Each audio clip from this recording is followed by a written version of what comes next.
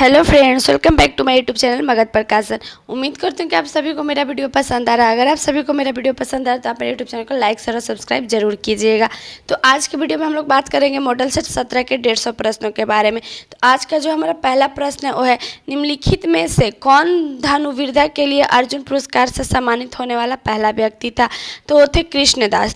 यानी कृष्णदास ने 1974 में बैंकॉक में एशियाई खेलों में और 1982 में दिल्ली में और 3 एशियाई तीरंदाजी प्रतियोगिता में भारत का प्रतिनिधित्व किया और वह 1984 में उत्कृष्ट खिलाड़ियों को पहचान दिलवाने के लिए भारत सरकार का अर्जुन पुरस्कार प्राप्त करने वाली पहली तीरंदाज थी। ठीक है। अगला है, भारतीय संविधान के किस अनुच्छेद को डॉक्टर BR अम्बेडकर ने भारतीय संविधान का हृदय और आत्मा कहा? तो अनुच्छेद 32 में। यानी मैं आपको बता दूं कि ड्राफ्टिंग समिति के अध्यक्ष डॉक्टर BR अम्बेडकर ने संविधानिक उपचार के मौलिक अधिकार को भारतीय संविधान का दिल और आत्मा कहा। ठीक है। और इस अधिकार के अनुसार एक व्यक्ति अपने मौलिक अधिकारों का उल्लंघन के मामले में सुप्रीम कोर्ट जा सकता है और संविधान में यह अधिकार का अनुच्छेद अधिकार का अनुच्छेद 32 में निहित है। ठीक है। अगला है, राज शब्द का प्रयोग सर्वप्रथम किसने किया? यानी राज शब्द का सर्वप्रथम तो उस जो पहला प्रयोग जब हुआ था वो था मैकियावेली ने। यानी मैं आपको बता दूं कि मैकियावेली को पहली बार राज का आधुनिक अवधारणा तैयार करने का श्रेय दिया जाता है और मैकियावेली की लेखनी में विशेष तौर पर द प्रिंस में सत्ता के अधिग्रहण और आवेदन का आक्रमण भावना में लो टेटो नामक शब्द का उपयोग बारंबार देखा जाता है। अगला है, भारत के संविधान के किस अनुच्छेद के अंतर्गत सशस्त्र बलों के सदस्यों के मौलिक अधिकारों को विशेष रूप से प्रतिबंधित किया जा सकता है? तो जो क्या हुआ है अनुच्छेद 33। यानी मैं आपको बता दूं कि भारतीय संविधान के अनुच्छेद 33 के अंतर्गत बनाई गई विधि द्वारा संसद कर्तव्यों को उचित निर्वहन सूचित करने और अनुशासन के रखरखाव के लिए भारतीय बलों और पुलिस के सदस्यों को मौलिक अधिकार में सीमित कर सकता है। ठीक है। अगला है, पुलकेशिन II किसका महानतम शासक था? तो ये जो था वो बादामी के चालुक्य। ठीक है। अगला है, उत्तरामेरुर शिलालेख से किसके प्रशासन से संबंधित जानकारी मिलती है? तो इसमें जो है वो चोल। यानी मैं आपको बता दूं कि 8वीं शताब्दी का उत्तर मेरुर मंदिर शिलालेख चोल वंश के दौरान स्थानीय परिषद के गठन, उम्मीदवारों के लिए निर्हाताओं में चयन की विधि, उनके कर्तव्यों का वर्णन करता है और इसे राजा प्रतंगा सुंदरा चोल ने अपने शासन में 14वें वर्ष उत्कीर्ण करवाया था। ठीक है। अगला है, पिट्स इंडिया एक्ट 1784 क्या था? यानी पिट्स इंडिया एक्ट 1784 क्या था? तो वो था नियामक अधिनियम। ठीक है। नियामक अधिनियम। यानी मैं आपको बता दूं कि पिट एक्ट का उद्देश्य 1773 ईस्वी में रेगुलेटिंग एक्ट के लिए कुछ स्पष्ट दोषों को दूर करना था और इसके द्वारा भारत में ब्रिटिश राज कंपनी और इंग्लैंड की सरकार का संयुक्त शासन स्थापित कर दिया गया। कोर्ट ऑफ प्रोपाइट्स के हाथ में वाणिज्य का नियंत्रण तथा नियुक्ति करने का कार्य रहने दिया गया, परंतु कोर्ट ऑफ प्रोपाइटर्स के हाथ में कोर्ट डायरेक्टर्स के चुनाव करने का अतिरिक्त सब अधिकार छीन लिए गए थे। ठीक है। अगला है, A.O. ह्यूम के संबंध में निम्नलिखित में से कौन सा कथन सही नहीं है? तो जो कथन सही नहीं है वो 4 है। यानी उसने कांग्रेस के वार्षिक सत्रों की 2 बार अध्यक्षता की। ये कथन जो है वो सही नहीं है।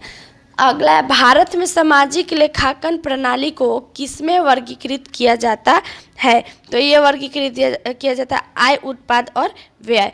यानी मैं आपको बता दूं कि सामाजिक लेखांकन एक वैसी प्रणाली होती है जिसके द्वारा एक फर्म समाज पर उसके परिचालन के प्रभाव पर एक मान तय करती है और इस प्रकार की सामाजिक लेखा प्रणाली मुख्य रूप से राष्ट्रीय आय, अंतिम उत्पाद, पूंजी की खपत और संचय को मापने का प्रयास करती है। अगला है, अनिवार्य बचत का संबंध किससे है? यानी अनिवार्य बचत का जो संबंध है वो किससे है? तो इसका संबंध है कीमतों की बढ़ोतरी के परिणाम स्वरूप खपत की कमी। यानी अर्थशास्त्र में अनिवार्य बचत उस स्थिति को निरूपित करता है कि जब उपभोक्ता अपने प्रयोज्य आय में से कम खर्च करते हैं, और इस प्रकार की बचत तब होती है जब या तो कोई वस्तु उपलब्ध नहीं होती है या फिर इसके मूल उपभोक्ता में व्यय सीमा के बाहर होते हैं। और एक मुक्त अर्थव्यवस्था में इस स्थिति के कारण समान रूप से कीमतों और अधिक माल की आमद में वृद्धि होती है। ठीक है, अगला श्रम की मांग को क्या कहते हैं, श्रम की मांग को क्या कहते हैं, तो श्रम की मांग को हम लोग व्युत्पन्न मांग कहते हैं। अगला है, निम्नलिखित में से कौन सा माल एवं सेवाएं पर निवेश व्यय नहीं है, तो जो इसमें नहीं है वो है मकान की खरीद, यानी कि उस व्यय में को निवेश व्यय कहते हैं जिसे किसी व्यक्ति, फर्म या सरकार द्वारा इमारत, मशीनरी जैसे नए पूंजीगत परिसंपत्तियों को निर्माण एवं वहन किया जाता है। और मकान का खरीद निवेश व्यय में शामिल नहीं किया जा सकता क्योंकि इसका उपयोग व्यक्तिगत इस्तेमाल के लिए किया जाता है, यानी मकान का जो खरीद होता है वो व्यक्तिगत उपयोग के लिए होता है, जहाँ पर व्यक्ति जो है अपने उपयोग के लिए मकान को खरीदता है या बेचता है। अगला है, निम्नलिखित में से कौन सा निजी कॉर्पोरेट क्षेत्र की बचत को दर्शाता है, यानी कॉर्पोरेट क्षेत्र जो होता है उसकी बचत को दर्शाता है, तो वो दर्शाता है अवितरित लाभ। यानी मैं आपको बता दूं कि निजी कॉर्पोरेट क्षेत्र के संदर्भ में गैर परिचालन अधिशेष घाटे के लिए समायोजित बरकरार रखा मुनाफा ही बचत कहलाता है। और विभिन्न अचल संपत्ति कर सरकार और शेयर धारकों के प्रति अमूल्यन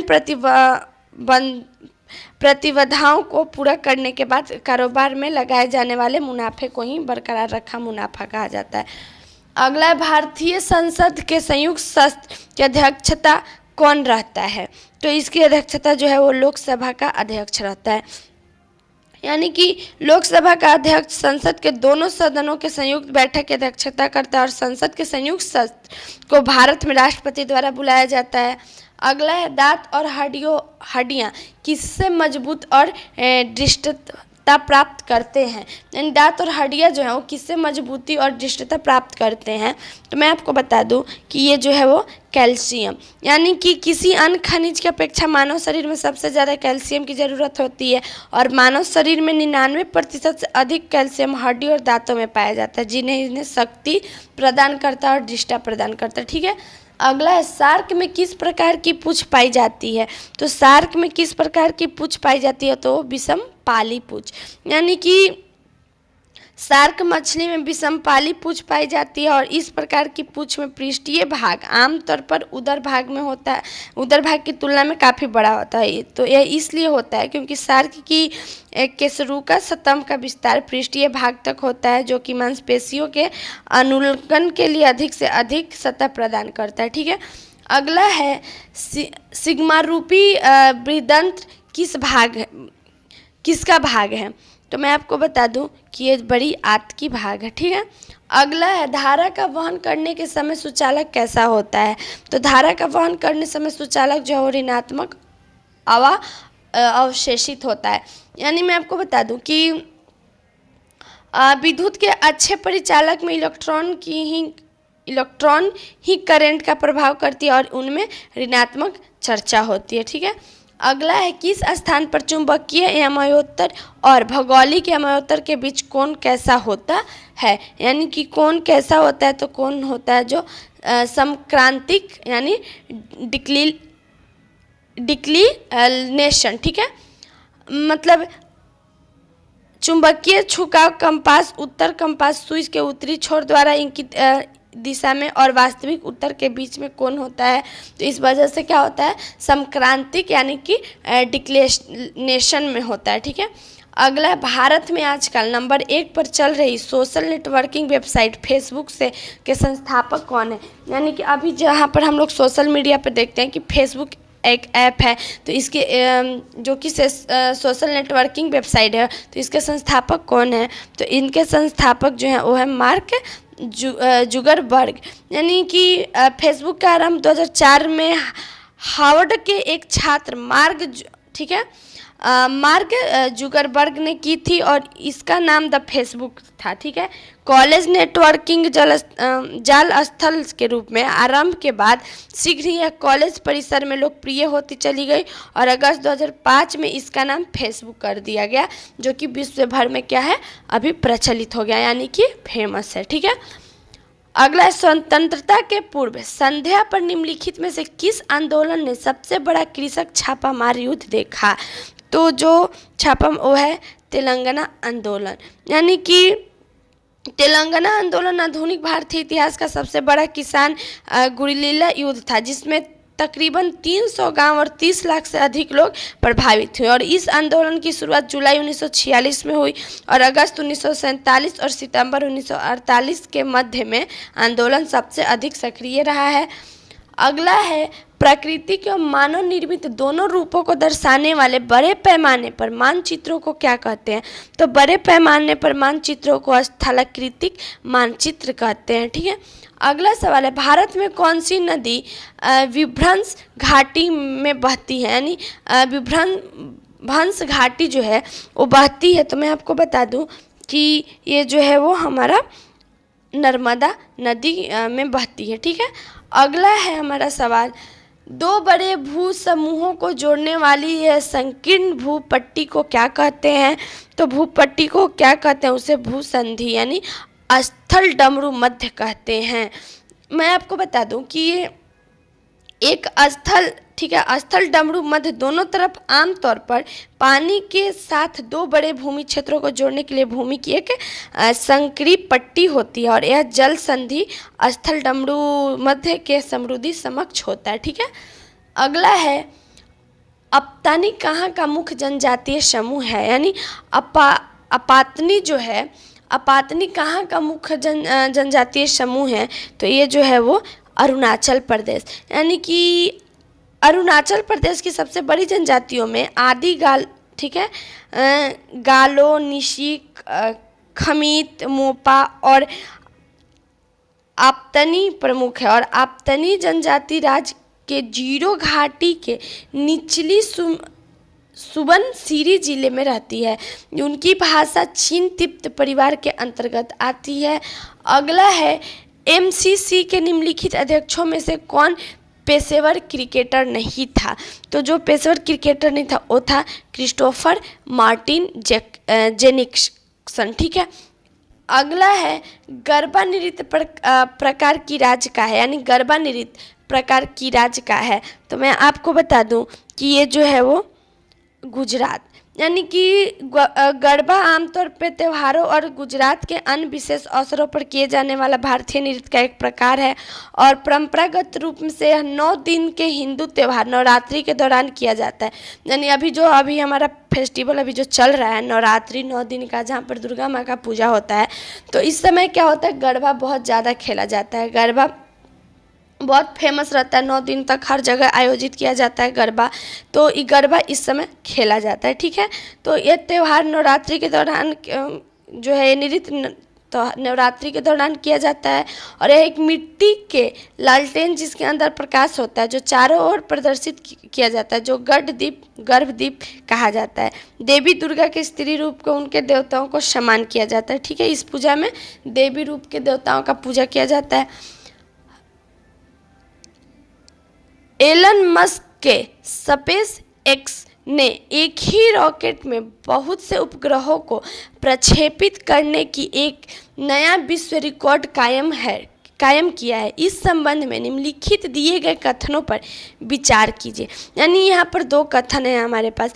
पहला कथन है, इसने एक ही रॉकेट पर 143 उपग्रहों को प्रक्षेपित करके नया विश्व रिकॉर्ड बनाया। और दूसरा है, इसमें वाणिज्यिक और सरकारी क्यूबसैट, माइक्रोसैट और 10 स्टारलिंक उपग्रह शामिल हैं।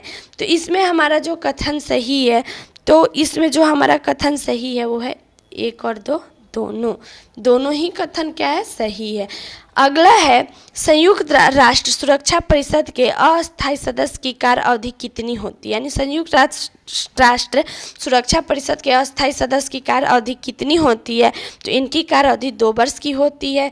यानी मैं आपको बता दूं कि सुरक्षा परिषद में 15 सदस्य हैं और 5 अस्थायी, 10 अल्पकालिक और 5 अस्थायी सदस्य जिन्हें चीन, फ्रांस, रूस, यूनाइटेड किंगडम और अमेरिका। इन 5 देशों को क्या है, कार्य विधि मामले में तो नहीं पर विविधता मामले में प्रतिनिधित्व शक्ति है। बाकी के 10 सदस्य क्षेत्रीय आधार के अनुसार 2 साल के अवधियों के लिए क्या समान सभा चुने जाते हैं। ठीक है, अगला है भारत का वह कौन सा राज्य है जिसने सबसे पहले खाद्य सुरक्षा कानून पारित किया।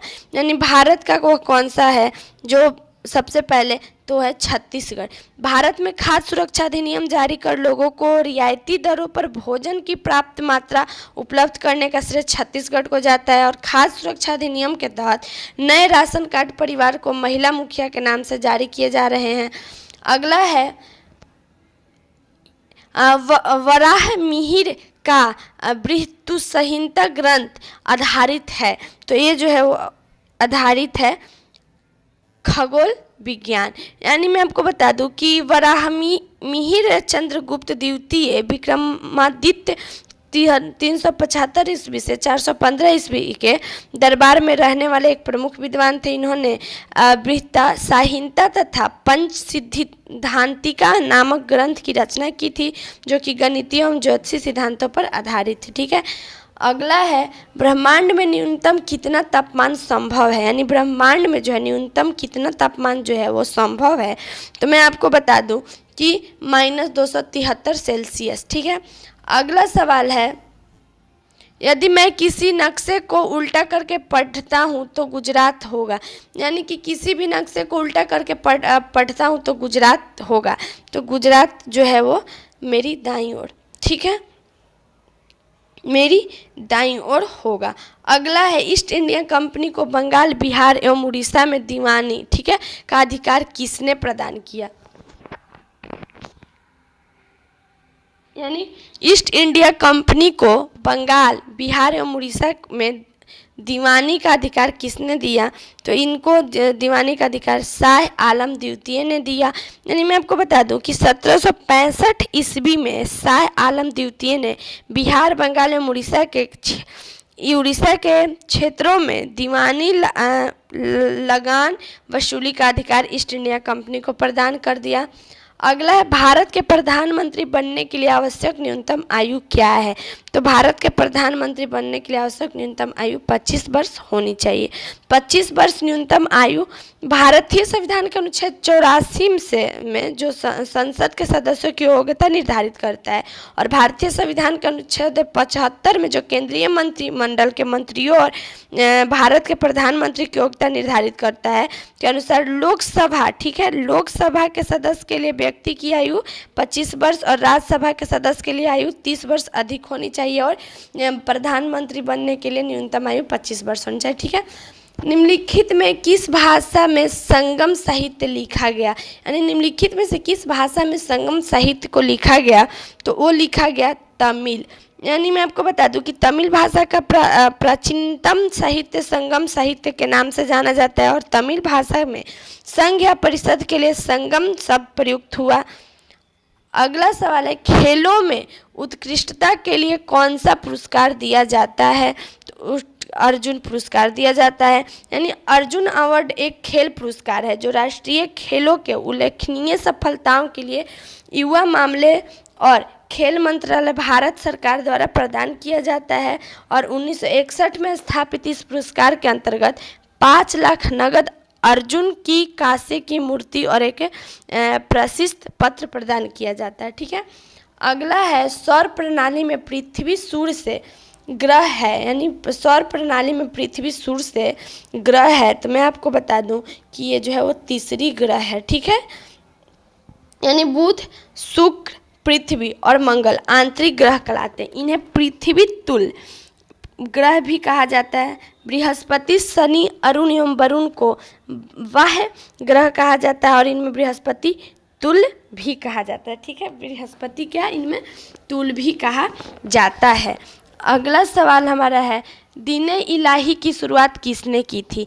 तो दीन-ए इलाही की शुरुआत मैं आपको बता दूं कि दीन-ए इलाही की शुरुआत अकबर ने की थी। यानी 1582 ईस्वी में मुगल सम्राट अकबर द्वारा प्रस्तुत दीन-ए इलाही का भगवान का धर्म एक समन्वयात्मक धर्म था और दीन इलाही के प्रमुख तत्व इस्लाम और हिंदुत्व के लिए लिए गए थे, लेकिन अन्य कुछ तत्व ईसाई, जैन और पारसी धर्म में भी लिए गए थे। ठीक है, अगला है पश्चिमी चंपारण जिला में शिवालिक पहाड़ी में किस प्रकार की चट्टान प्रधानता है, यानी किस प्रकार की चट्टान की प्रधानता है। तो मैं आपको बता दूं कि परतदार शिवालिक पर्वत श्रेणी हिमालय पर्वत को शिवालिक श्रेणी का निचला भाग है, जो बिहार के उत्तरी पश्चिमी भाग में पश्चिमी चंपारण जिला में उत्तरी भाग में स्थित है। और शिवालिक श्रेणी का दक्षिण भाग रामनगर दून के नाम से जाना जाता है और हरहा घाटी रामनगर दून के उत्तर पूर्व की ओर से शुरू होती है और इस दून घाटी भी कहा जाता है। ठीक है, इसे दून घाटी भी कहा जाता है। अगला है एक लीप वर्ष में दिन होते हैं, यानी एक लीप वर्ष में कितने दिन होते हैं। तो 366 दिन होते हैं। यानी कि मैं आपको बता दूं कि पृथ्वी को सूर्य की परिक्रमा करने में लगा समय एक वर्ष कहलाता है और इससे नक्षत्र वर्ष, सौर वर्ष एवं पंचांग वर्ष रूप में मापने के लिए प्रयोग किया जाता है। एक सौर वर्ष की अवधि जो है 365.2419 मध्य और सौर दिवस होती है और जो सामान्य पंचांग वर्ष होती है वो 365 दिन का होता है। इसलिए प्रत्येक 4 वर्ष में फरवरी के माह में एक दिन बढ़ता है, तो क्या होता है एक लीपी वर्ष, यानी 366 दिन हो जाता है। ठीक है, अगला है बिहार की प्रथम महिला मुख्यमंत्री कौन है। तो बिहार की प्रथम महिला मुख्यमंत्री जो हैं वो हमारी राबड़ी देवी थी। यानी कि मैं आपको बता दूं कि बिहार की प्रथम महिला मुख्यमंत्री राबड़ी देवी बनी और इनका प्रथम कार्यकाल 25 जुलाई 1997 से 12 फरवरी 1999 तक रहा। तत्पश्चात दूसरा कार्यकाल 9 मार्च 1999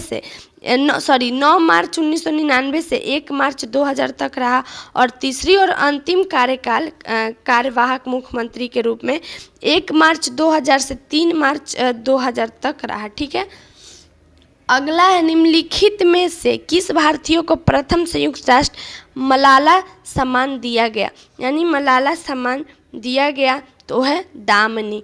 यानी कि उत्तर प्रदेश के मेरठ जिले की राजिया सुल्तान के प्रथम संयुक्त राष्ट्र मलाला सम्मान में वर्ष 2013 में सम्मानित किया गया और राजिया बंधुआ मजदूरों के बच्चों को शिक्षित करने का प्रयास में लगी हुई हैं। ठीक है, अगला है बिहार में किसकी सरकार ने सर्वप्रथम स्कूलों में अंग्रेजी की पढ़ाई की अनिवार्यता समाप्त कर दी थी। तो अनिवार्यता समाप्त कर दी वो थे महामाया सरकार। यानी मैं आपको बता दूं कि बिहार में महामाया सरकार के शिक्षा मंत्री कर्पूरी ठाकुर ने आदेश दिया कि मैट्रिक पास होने के लिए अंग्रेजी पास होना जरूरी नहीं है और स्कूलों में अंग्रेजी की पढ़ाई की अनिवार्यता समाप्त कर दी गई। अगला है निम्न में से कौन सा नाम पटना से संबंधित नहीं है। तो जो पटना से संबंधित नहीं है वो है कनिष्कपुर। यानी कि मैं आपको बता दूं कि पटना का नाम कनिष्कपुर कभी नहीं रहा। पटना का नाम प्राचीन काल में कुसुमपुर और पुष्पपुर था। मुगल शासक औरंगजेब ने पौत्र शहजाद अजीम ने इसका नाम अजीमाबाद भी रखा था। अगला है एमनेस्टी इंटरनेशनल संस्था काम करती है। तो ये जो है वो काम करती है मानव अधिकार के क्षेत्र में। यानी कि यह मानव अधिकार के संबंध में एक विश्वव्यापी संगठन है जिसका मुख्यालय लंदन में है और इस संगठन की शुरुआत एक ब्रिटिश वकील द्वारा 28 मई 1961 में की गई थी। ठीक है, इसकी स्थापना जो है वो ब्रिटिश की वकील द्वारा 28 मई 1961 में की गई थी। अगला है भाभा परमाणु अनुसंधान केंद्र स्थित है। तो अनुसंधान केंद्र वो है मुंबई में स्थित है। यानी कि भाभा परमाणु अनुसंधान केंद्र BRC की स्थापना 1955 ईस्वी में ट्रॉम्बे यानी मुंबई में की गई थी और इसका मुख्य उद्देश्य परमाणु ऊर्जा के क्षेत्र में अनुसंधान कार्यक्रमों में सही दिशा देना एवं विभिन्न शोध कार्यों में कार्य करने के लिए स्थापित करना था। ठीक है, अगला है बिहार में हिंदी साहित्य सम्मेलन की स्थापना कहाँ हुई थी। यानी बिहार में हिंदी साहित्य सम्मेलन की स्थापना कहाँ हुई थी? तो इसकी स्थापना पटना में हुई थी। यानी मैं आपको बता दूं कि बिहार में हिंदी साहित्य सम्मेलन की स्थापना पटना में 1919 ईस्वी में हुई थी और इस साहित्य भवन में पुस्तकालय, वचनालय तथा अनुशीलन विभाग के साथ साथ बालिकाओं को संगीत नृत्य की शिक्षा देने के लिए एक कला केंद्र भी चलाया जाता। अगला है भारतीय विज्ञान संस्थान स्थित है। भारतीय विज्ञान संस्थान जो है वो बेंगलुरु में स्थित है। यानी भारतीय विज्ञान संस्थान बेंगलुरु में स्थित है और इसकी स्थापना जो है जमशेदजी टाटा के प्रयासों से 1909 ईस्वी में की गई थी। ठीक है, और इस संस्थान के स्थानीय लोग टाटा इंस्टीट्यूट के नाम से भी जानते हैं और यह वैज्ञानिक शोधों के लिए भारत के सर्वश्रेष्ठ संस्थान के रूप में भी जाना जाता है। अगला है ईश्वर चंद्र विद्यासागर सबसे अधिक संबंधित है। तो ये जो है वो सबसे अधिक संबंधित है विधवा विवाह से। यानी ईश्वर चंद्र विद्यासागर एक संस्कृत विद्वान और बड़े समाज सुधारक थे। इन्होंने अपना संपूर्ण जीवन समाज सुधार और मुख्यतः स्त्रियों को सुधारने के लिए लगा दिया। इन्होंने 1855 में भारत के सभी बड़े शहरों से सरकार के पास विधवा विवाह को कानूनी मान्यता दिलाने के लिए प्रार्थना पत्र भेजा और इसका परिणाम 1856 में विधवा विवाह जो है कानून ने स्वीकार कर लिया। ठीक है, अगला है सार्वत्रिक गुरुत्वीय स्थिरांक का विमीय सूत्र कौन सा है? तो इसका विमीय सूत्र मैं आपको बता दूं कि m-1 ठीक है, L का Q और T-2 है। ठीक है, अगला यदि क्रिया तथा प्रतिक्रिया एक ही पिंड पर कार्य करती है तो एक ही पिंड पर कार्य करती है तो परिणाम शून्य होगा। यानी मैं आपको बता दूं कि न्यूटन का तीसरा नियम कार्य और अभिक्रिया का वर्णन करता है और दो वस्तुओं की पारस्परिक क्रिया की स्थिति को निर्दिष्ट करता है। साइकिल और सड़क इसका एक उदाहरण है। साइकिल सड़क के विरुद्ध आगे बढ़ती है और सड़क को पीछे की ओर छोड़ देती है। वास्तव में जब दो समान और विपरीत बल समान समूह या यंत्र पर बल लगाते हैं तो शुद्ध बल शून्य होता है और समूह तंत्र गति नहीं करेगा। ठीक है, अगला है सूर्य प्रकाश वर्ण क्रम में कितने रंग हैं? यानी सूर्य प्रकाश वर्ण क्रम में कितने रंग हैं? तो इसमें टोटल जो है वो 7 रंग है। मतलब मैं आपको बता दूं कि सूर्य प्रकाश में विविध चुंबकीय वर्णक्रम की लगभग सभी आवृत्तियां समाहित होती हैं और रक्त लाल और पराबैंगनी के मध्य स्थित दृश्य वर्णक्रम में सभी 7 रंग बैंगनी, जामुनी, नीला, हरा, पीला, संतरी, नारंगी और लाल विद्यमान होती है। ठीक है, अगला है इलेक्ट्रॉन को प्राप्त करने की प्रक्रिया को कहते हैं। यानी इलेक्ट्रॉन को प्राप्त करने की प्रक्रिया को क्या कहते हैं? तो उसे अपचयन कहते हैं।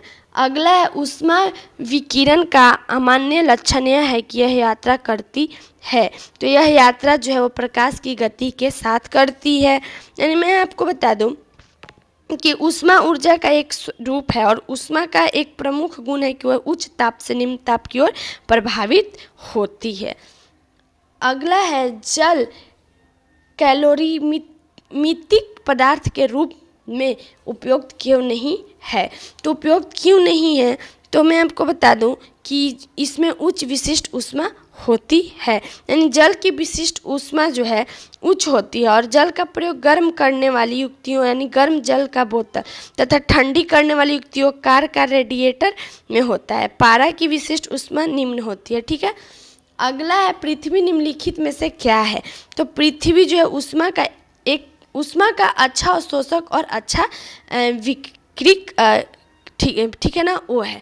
यानी मैं आपको बता दूं कि पृथ्वी की सतह में ब्लैक पिंड भत्ती कार्य करती है और ये ऊष्मा का अच्छा अवशोषक और अच्छा विकिरक होता है। ठीक है, अगला है 2 या 2 से अधिक रसायनों द्वारा उत्पन्न प्रभाव या प्रतिक्रिया रसायन द्वारा अलग अलग उत्पन्न होने वाले प्रभाव या प्रतिक्रिया के योग से कम होता है। इसे क्या कहते हैं? तो इसे हम लोग प्रतिरोध कहते हैं। अगला है अल्फा कण किसके परमाणु का नाभिक होता है? यानी अल्फा कण किसके परमाणु का नाभिक होता है? तो मैं आपको बता दूं कि हीलियम। यानी कि अल्फा कण मुख्यतः हीलियम नाभिक होते हैं और इसकी संरचना दो प्रोटॉनों एवं 2 न्यूट्रॉनों के द्वारा होती है और रेडियोधर्मिता में यह कण नाभिक से उत्सर्जित होते हैं। अगला है सल्फर डाइऑक्साइड ठीक है, सल्फर डाइऑक्साइड किसके द्वारा रंजक पदार्थ को विरंजित कर देता है? तो मैं आपको बता दूं कि ये जो है तनुकरण यानी नमी की उपस्थिति में सल्फर डाइऑक्साइड गैस विरंजन का गुण प्रदर्शित करता है और यह पानी में घुलकर नवगठित हाइड्रोजन का मुक्त करता है और नवगठित हाइड्रोजन के साथ प्रतिक्रिया के करने से रंग का विरंजन हो जाता है और इस प्रकार यह पूरी प्रक्रिया तनुकरण के द्वारा होती है। ठीक है, अगला निम्नलिखित में से कौन सा तत्व रेडियोधर्मी नहीं है, यानी जो कौन सा वैसा तत्व है जो कि रेडियोधर्मी नहीं है, तो मैं आपको बता दूं कि वो है जर्कोनियम। यानी जर्कोनियम एक ऐसी रासायनिक तत्व है जो कि आवर्त सारणी के चतुर अंतवर्ती समूह का तत्व है और साधारण ताप पर जर्कोनियम वायु में स्थायी है और परंतु उच्च ताप पर यह हाइड्रोजन, ऑक्सीजन तथा नाइट्रोजन में अवशोषित करता है और यह रेडियम, प्लूटोनियम और यूरेनियम की भांति रेडियोधर्मी नहीं होती है। ठीक है, अगला है हमारा सवाल, किसी अयस्क को वायु की अनुपस्थिति में उसके गलन बिंदु से कम ताप तक गर्म करने को क्या कहते हैं, तो उसे निस्तापन कहते हैं। ठीक है, अगला, निम्न में से कौन सा तत्व सर्वाधिक विद्युत ऋणात्मक है, तो जो सर्वाधिक विद्युत ऋणात्मक है वो है फ्लोरीन। ठीक है, अगला है, उस यौगिक को चिन्हित कीजिए जिसमें आयनी संयोजक तथा संयोजक अबंध है, तो मैं आपको बता दूं कि जो वो है NH4Cl। ठीक है, यानी अमोनियम क्लोराइड को आमतौर पर एक आयनिक यौगिक माना जाता है, लेकिन इस यौगिक में 3 अलग प्रकार के बांड पाए जाते हैं। ठीक है, अगला है, जिस ठोस अपशिष्ट का पुनः प्रयोग या पुनः चक्रण नहीं किया जा सकता उसे निपटाने के लिए निम्नलिखित में से कौन सी विधि प्रक्रिया है, तो उसे निपटाने के लिए जो विधि प्रक्रिया है उपयुक्त में से सभी, यानी जो जमीन से भरना, भस्मीकरण और ताप अपघटन और गैसीकरण, ये सभी जो हैं वो प्रक्रिया विधि हैं। किस संयुक्त राष्ट्र सम्मेलन को पृथ्वी शिखर नाम दिया गया, यानी किस संयुक्त राष्ट्र सम्मेलन को पृथ्वी शिखर का नाम दिया गया, तो मैं आपको बता दूं कि इसमें जो है वो मानव पर्यावरण पर 1972 में संयुक्त राष्ट्र सम्मेलन में जो है वो पृथ्वी को शिखर का नाम दिया गया। यानी कि 1972 में जो है वो मानव पर्यावरण पर संयुक्त राष्ट्र सम्मेलन में पृथ्वी शिखर का नाम दिया गया।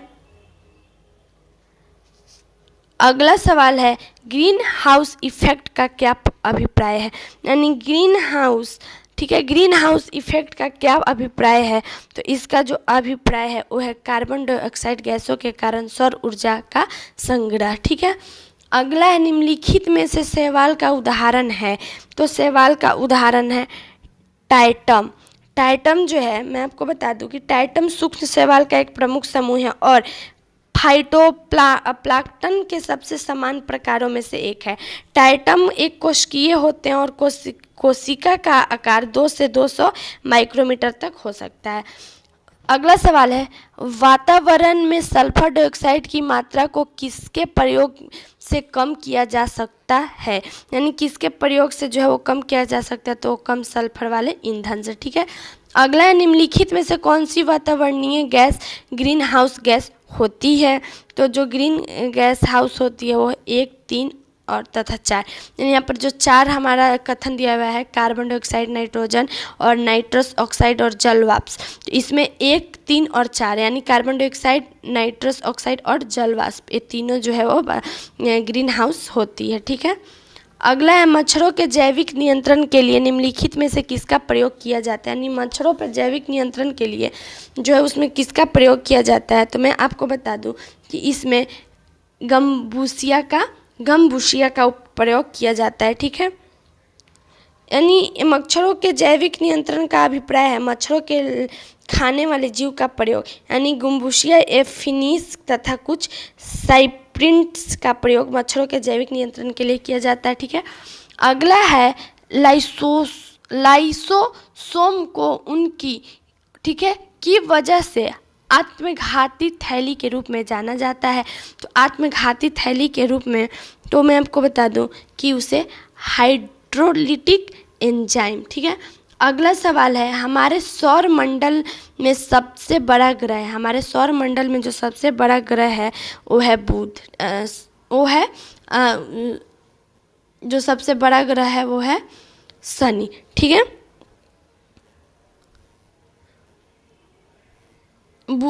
सॉरी मैं इसमें थोड़ा सा कंफ्यूज हो गई, तो थोड़ा सा गलती। यहाँ पर जो है हमारे सौर मंडल में सबसे बड़ा ग्रह है वो है बुध। मैं आपको बता दूँ कि हमारे सौर मंडल में सबसे बड़ा ग्रह जो है वो बुध है। और सौर मंडल के आकार की दृष्टि से ग्रहों में कम इस प्रकार होती है, जैसे बृहस्पति जो है वो है 14,02,796 किलोमीटर। शनि है 12,06,60 किलोमीटर। इसी तरह से जो है वो मतलब बुध जो है हमारे सौर मंडल में सबसे बड़ा ग्रह है। ठीक है, अगला है भारत द्वारा अंटार्कटिक। ठीक है, अंटार्कटिक में स्थापित प्रथम अनुसंधान स्टेशन का नाम क्या है?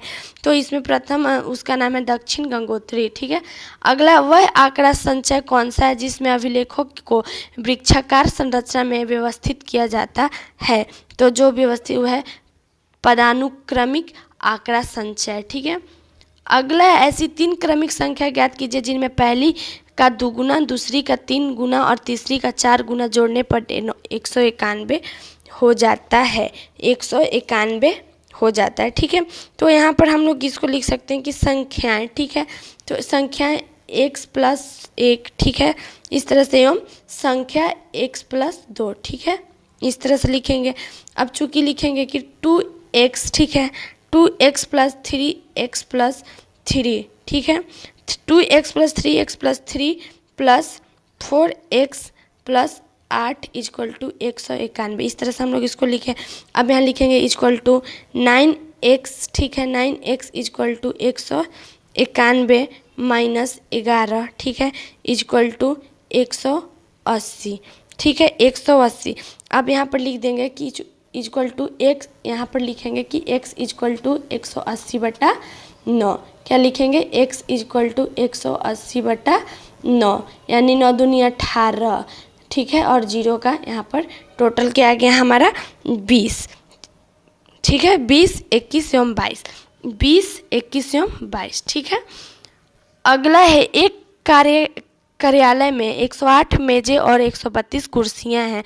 उनमें यदि 1/6 मेजें और 1/4 कुर्सियां टूट जाए तो उस कार्यालय में प्रत्येक को मेज और एक कुर्सी की आवश्यकता अनुसार कितने लोग कार्य कर सकते हैं?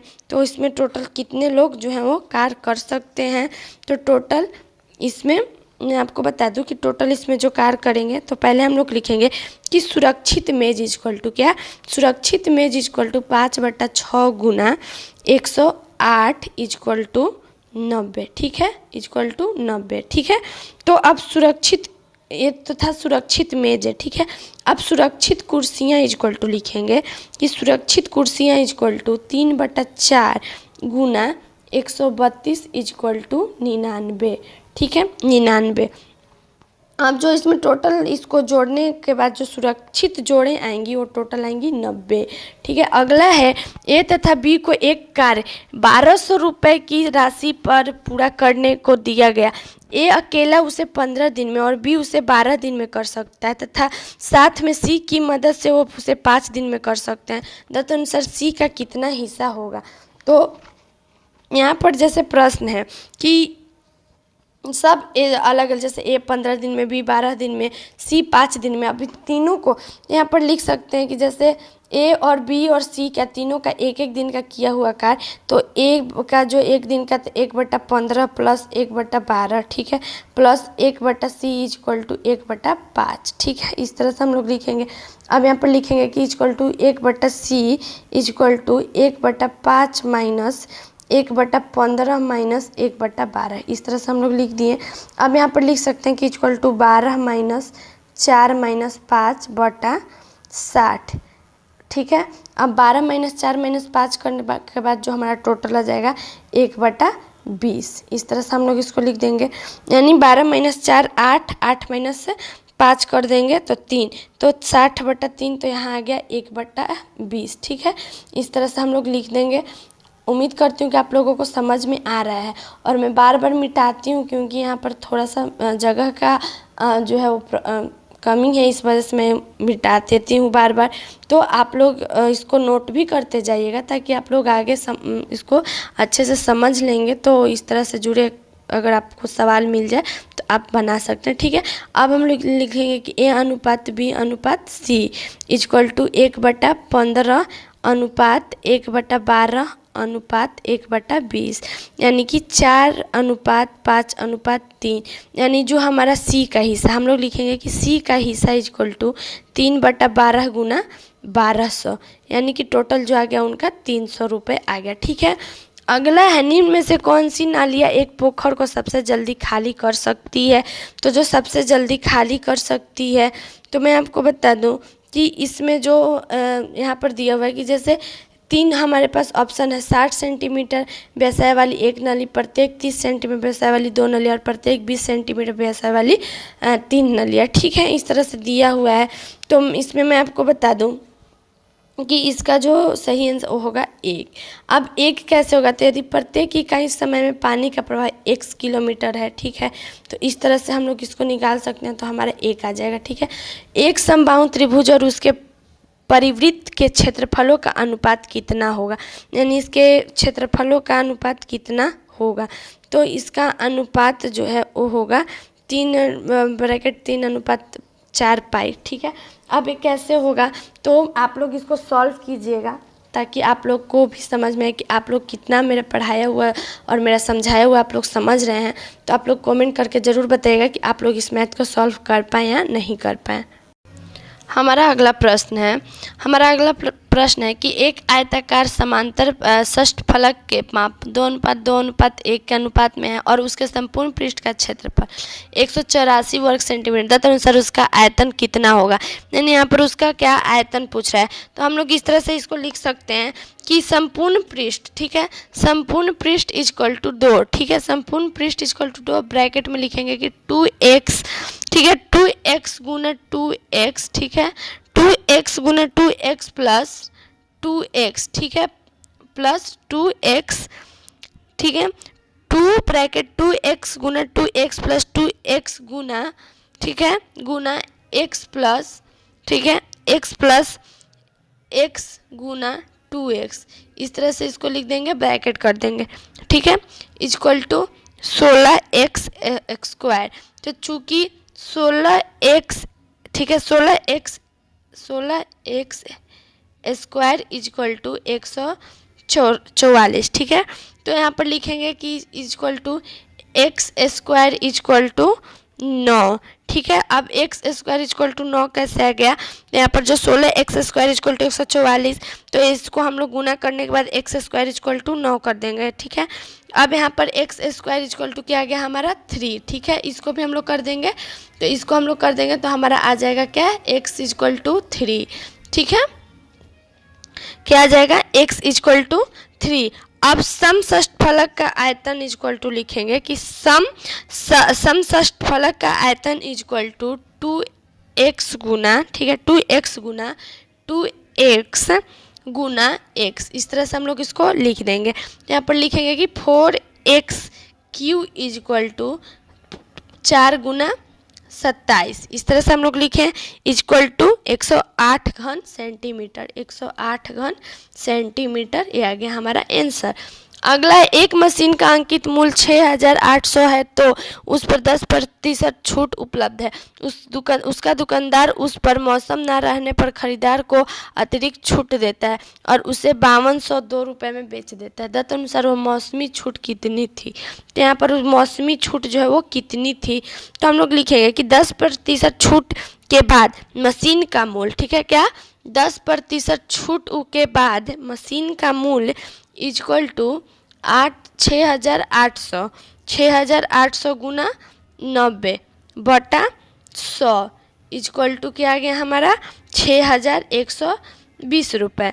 अब यदि मौसम का छूट इक्वल टू क्या लिखेंगे कि x% हो, तो क्या मौसम के छूट x% हो, तो मौसम के छूट x% हो तो 6120 यानी 6120 गुना x, ठीक है, बटा 100 कर देंगे, ठीक है, बटा 100 कर देंगे, इक्वल टू हम लोग क्या लिखेंगे कि 6120, ठीक है, 6120 माइनस 5202 रुपये, 5202 यानी कि 918 रुपये हमारा क्या हो गया, आ गया। माइनस करने के बाद अब हम लोग यहाँ पर लिखेंगे, ठीक है, कि x इजक्वल टू क्या लिखेंगे, x इजक्वल टू, ठीक है, 918 गुना, ठीक है, 100, 918 गुना 100 बटा 6120, तो 918 गुना 100 बटा 6120 कर देंगे, टोटल हमारा 15% आ जाएगा, यानी कट गुना भागा करने के बाद जो हमारा आ जाएगा वो आ जाएगा 15%।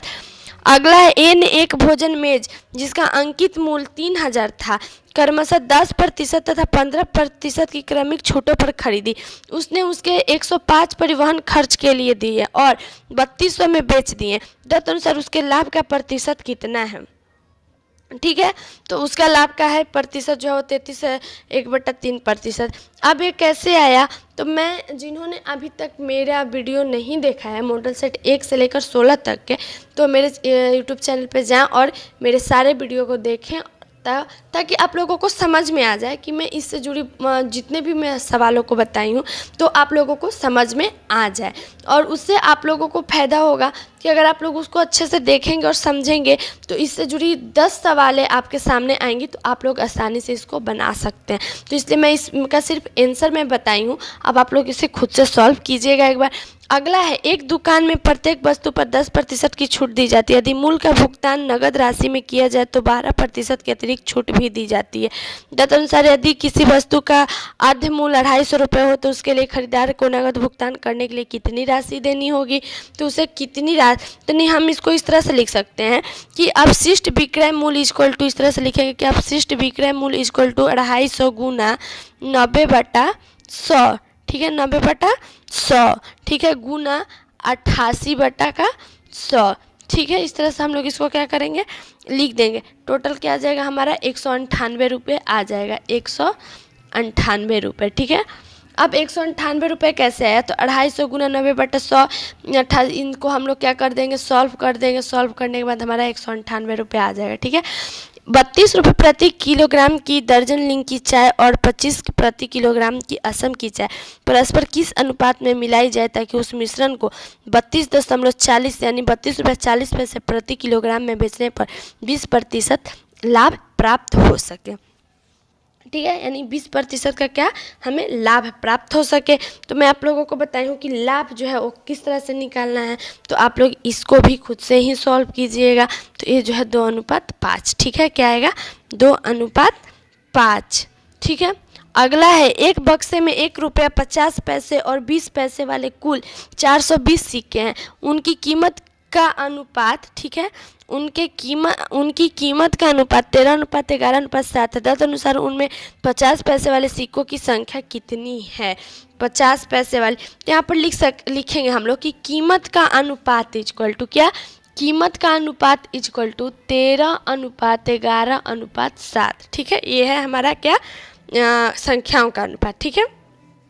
अब हम लोग इसे लिखेंगे कि संख्या का अनुपात इक्वल टू क्या, संख्या का अनुपात इक्वल टू, इसको मैं लिखूंगी नहीं, सिर्फ बोलूंगी, लेकिन मैं जो बोल रही हूँ उससे भी आप लोग नोट कीजिएगा कि संख्या का अनुपात इक्वल टू 13, ठीक है, 13:22:35, ठीक है, 13:22:35, ठीक है, हो गया।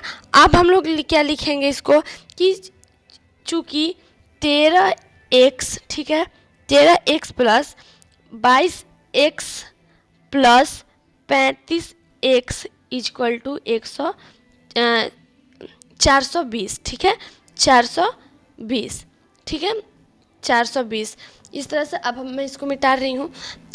अब आगे हम लोग इसको लिखेंगे कि 70x इक्वल टू, ठीक है, 70x इक्वल टू 420, ठीक है, 420, यानी कि यहाँ पर लिखेंगे कि x इक्वल टू 420/70, ठीक है, 420/70, टोटल आ जाएगा क्या 6, यानी कि x इक्वल टू 6, ठीक है, x इक्वल। अब 50 पैसे वाले सिक्कों को हम निकालेंगे, तो हम लोग यहाँ तक आप लोग समझ गए होंगे।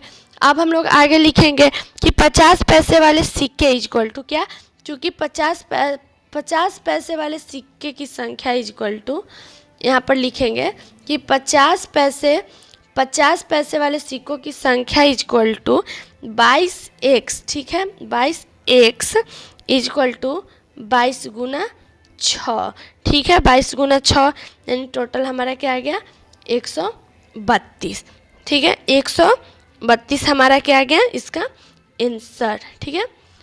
अगला है संख्या 37 को दो ऐसे भागों में विभाजित कीजिए कि एक भाग के 5 गुने और दूसरे भाग के 11 गुने का योग 227 हो, ठीक है। तो यदि पहला भाग इज इक्वल टू क्या लिखेंगे x, पहला भाग इज इक्वल टू x और दूसरा भाग is equal to 37 minus x, ठीक है, इस तरह से हम लोग लिखेंगे। अब चूंकि x, ठीक है, x गुना 5 प्लस, ठीक है, x गुना 5 प्लस 37 माइनस, ठीक है, 37 माइनस x ब्रैकेट कर देंगे, 11 इज इक्वल टू 227, ठीक है, इस तरह से हम लोग इसको लिख देंगे। अब यहाँ लिखेंगे कि 5x प्लस 407, ठीक है, 5x plus 407 minus 11 x is equal to 227, ठीक है, 227। यहाँ तक आप लोग समझ गए होंगे। अब आगे हम लोग इसको लिखेंगे कि हम लोग अब इसको आगे लिखेंगे कि 621, ठीक है, आगे क्या लिखेंगे कि आगे हम लोग लिखेंगे 6x, क्या लिखेंगे 6x इज इक्वल टू 407, ठीक है, 6x is equal to 407 minus 227, ठीक है, इज इक्वल टू 180, ठीक है, 180 यानी कि अब हम लोग x इज इक्वल टू 180/6 लिख देंगे। तो टोटल क्या आ गया हमारा x इज इक्वल टू 30, क्या आ गया x इज इक्वल टू 30। अब दूसरा भाग, ये पहला भाग था, अब हम लोग निकालेंगे कि दूसरा भाग, तो हम लोग लिखेंगे कि दूसरा भाग इज इक्वल टू 7, क्या दूसरा भाग इज इक्वल टू 7। तो यहाँ पर टोटल हमारा इसका जो आंसर आ गया वो आ गया 30 और 7, ठीक है। अगला है 4 लड़कों A, B, C तथा D की औसत आयु 5 वर्ष है और A, B, C, D तथा E की औसत आयु 6 वर्ष है। उनमें C 8 वर्ष का है तो E की आयु कितनी वर्ष है, ठीक है, E की आयु जो है वो कितनी वर्ष की है। तो यहाँ पर जैसे हम लोग लिखेंगे कि अवशिष्ट आयु, ठीक है, क्या अवशिष्ट औसत, ठीक है, हम लोग इसका जो हमें क्या निकालना है इसका वर्ष निकालना है कि ई कितने वर्ष का है, ठीक है। तो ए हम लोग इस तरह से लिखेंगे कि a plus B plus C plus D is equal to 20 वर्ष, क्या 20 वर्ष। तो इस is equal to a plus B plus D is equal to 20 minus 8 is equal to 12 वर्ष, ठीक है।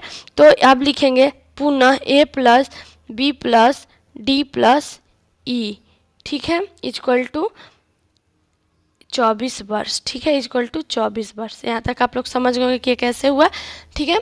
अब आगे हम लोग इसको लिखेंगे, कि E is equal to 24 minus 12 यानी कि 12 वर्ष। तो ई की आयु क्या है 12 वर्ष है। अगला है उन प्रथम 6 धनात्मक विषम संख्याओं का औसत कितना है जिनमें प्रत्येक 7 द्वारा विभाज्य है, ठीक है, जो प्रत्येक क्या है 7 द्वारा विभाज्य है। तो यहाँ पर हम इसको इस तरह से बनाएंगे कि अवशिष्ट औसत इज इक्वल टू क्या, अवशिष्ट औसत is equal to 7 plus 21 plus 35 plus 49 plus 63 plus 77 बटा का 6, ठीक है, हो गया। अब हम लोग यहाँ तक आप लोग इसको समझ गए। अब हम इसको लिखेंगे कि 7 bracket 1 plus 3 plus 5 plus 7 plus 9 plus 11, ये क्या है, ऐसी संख्या है जो 2 से विभाज्य नहीं होती हैं, ठीक है, बटा का 6 लिख देंगे, इस तरह से ब्रैकेट कर देंगे। अब यहाँ पर टोटल क्या करेंगे 7 plus 3 plus 5 plus 7 plus 9 plus 11, total को प्लस करने के बाद क्या आ जाएगा, टोटल को प्लस करने के बाद हमारा जो आ जाएगा वो आएगा 36। तो हम लोग यहाँ इसको लिखेंगे कि 7 गुना 36 बटा 6। तो 7 गुना 36 करेंगे, 7 गुना क्या 7 गुना 36 हम लोग कर देंगे तो हमारा टोटल क्या आ गया 252। ठीक है, 252/6। अब 252 को क्या 6 से विभाज्य करेंगे तो हमारा क्या आ जाएगा 42। ये रहा हमारा 42। ठीक है, अगला है एक व्यापारी ने एक वस्तु, ठीक है, एक व्यापारी ने एक वस्तु खरीदी और 5% हानि पर बेच दी। ठीक है, 5% की हानि पर बेच दी। यदि उसने वही वस्तु 10% कम कीमत पर खरीदी होती और 33% अधिक कीमत पर बेची होती तो उसे 30% लाभ प्राप्त हो जाता। तदनुसार उस वस्तु का लागत मूल्य कितना है। तो उस वस्तु की लागत मूल्य को हमें ज्ञात करना है, तो उसकी लागत मूल्य 150 है। मैं आपको बताई हूँ कि लागत मूल्य और लाभ हानि को कैसे ज्ञात कर मतलब बनाना है, कैसे ज्ञात करना है। तो एक बार आप लोग इसको खुद से सॉल्व कीजिएगा और कमेंट करके ज़रूर बताइएगा कि आप लोग सॉल्व कर पाएँ या नहीं कर पाएँ। ठीक है, अगला है एक व्यापारी 2 बैल प्रत्येक 8400 पर बेचता है और उन पर ना लाभ कमाता है ना हानि सहता है। तदनुसार यदि उसने उनमें से एक को 20% लाभ पर बेचा है तो दूसरे को कितनी हानि पर बेचा होगा। यानी पहली को जो है 20% लाभ पर बेच दिया तो दूसरी को कितने प्रतिशत की हानि पर जो है वो बेचा होगा। ठीक है, तो यहाँ पर भी क्या है हानि को ज्ञात करना है। तो मैं आंसर बता दे रही हूँ, इसको भी आप लोग खुद से ही सॉल्व कीजिएगा। ये रहा इसका आंसर। अगला, एक व्यक्ति अपने मित्र को एक कार 10% हानि पर बेचता है। तदनुसार यदि वह मित्र उसे 54,000 में बेचे और 20% लाभ प्राप्त कर ले तो कार का आरंभिक लागत मूल्य कितना था। यानी कार का जो आरंभिक लागत मूल्य कितना था, तो यहाँ पर हम लोग इसको लिख सकते हैं कि यदि कार का आरंभिक लागत मूल्य इक्वल टू 100 रुपये हो तो, ठीक है क्या, यदि कार का आरंभिक लागत मूल्य 100 रुपये हो तो पहला विक्रय मूल्य इक्वल टू क्या लिखेंगे कि पहला विक्रय मूल्य इक्वल टू 9x/10 रुपये। इस तरह से हम लोग लिख देंगे। तो अब यहाँ लिखेंगे कि चूँकि 9x/10 गुना 120/100, ठीक है, इस तरह से हम लोग लिख इक्वल टू 54,000 इक्वल टू 54,000। इस तरह से हम लोग इसको लिख दिए। अब इसको हम लोग लिखेंगे कि x इक्वल टू, ठीक है क्या, x इक्वल टू 54,000 गुना 1,000, क्या 54,000 गुना 1,000 बटा 9 गुना 120। टोटल करने के बाद जो हमारा आ जाएगा वो आ जाएगा 50,000। ठीक है, ये रहा इसका आंसर। अगला है एक मशीन की कीमत 6250 यानी 6,250 रुपये है। उस कीमत में पहले वर्ष में 10%, दूसरे वर्ष में 20% और तीसरे वर्ष में 30% की कमी आ जाती है। तो अनुसार 3 वर्ष बाद उस मशीन की कीमत, यानी कि 3 वर्ष बाद उस मशीन की कीमत कितनी रह जाएगी। तो मैं आपको इसको चलिए सॉल्व करके बताती हूँ।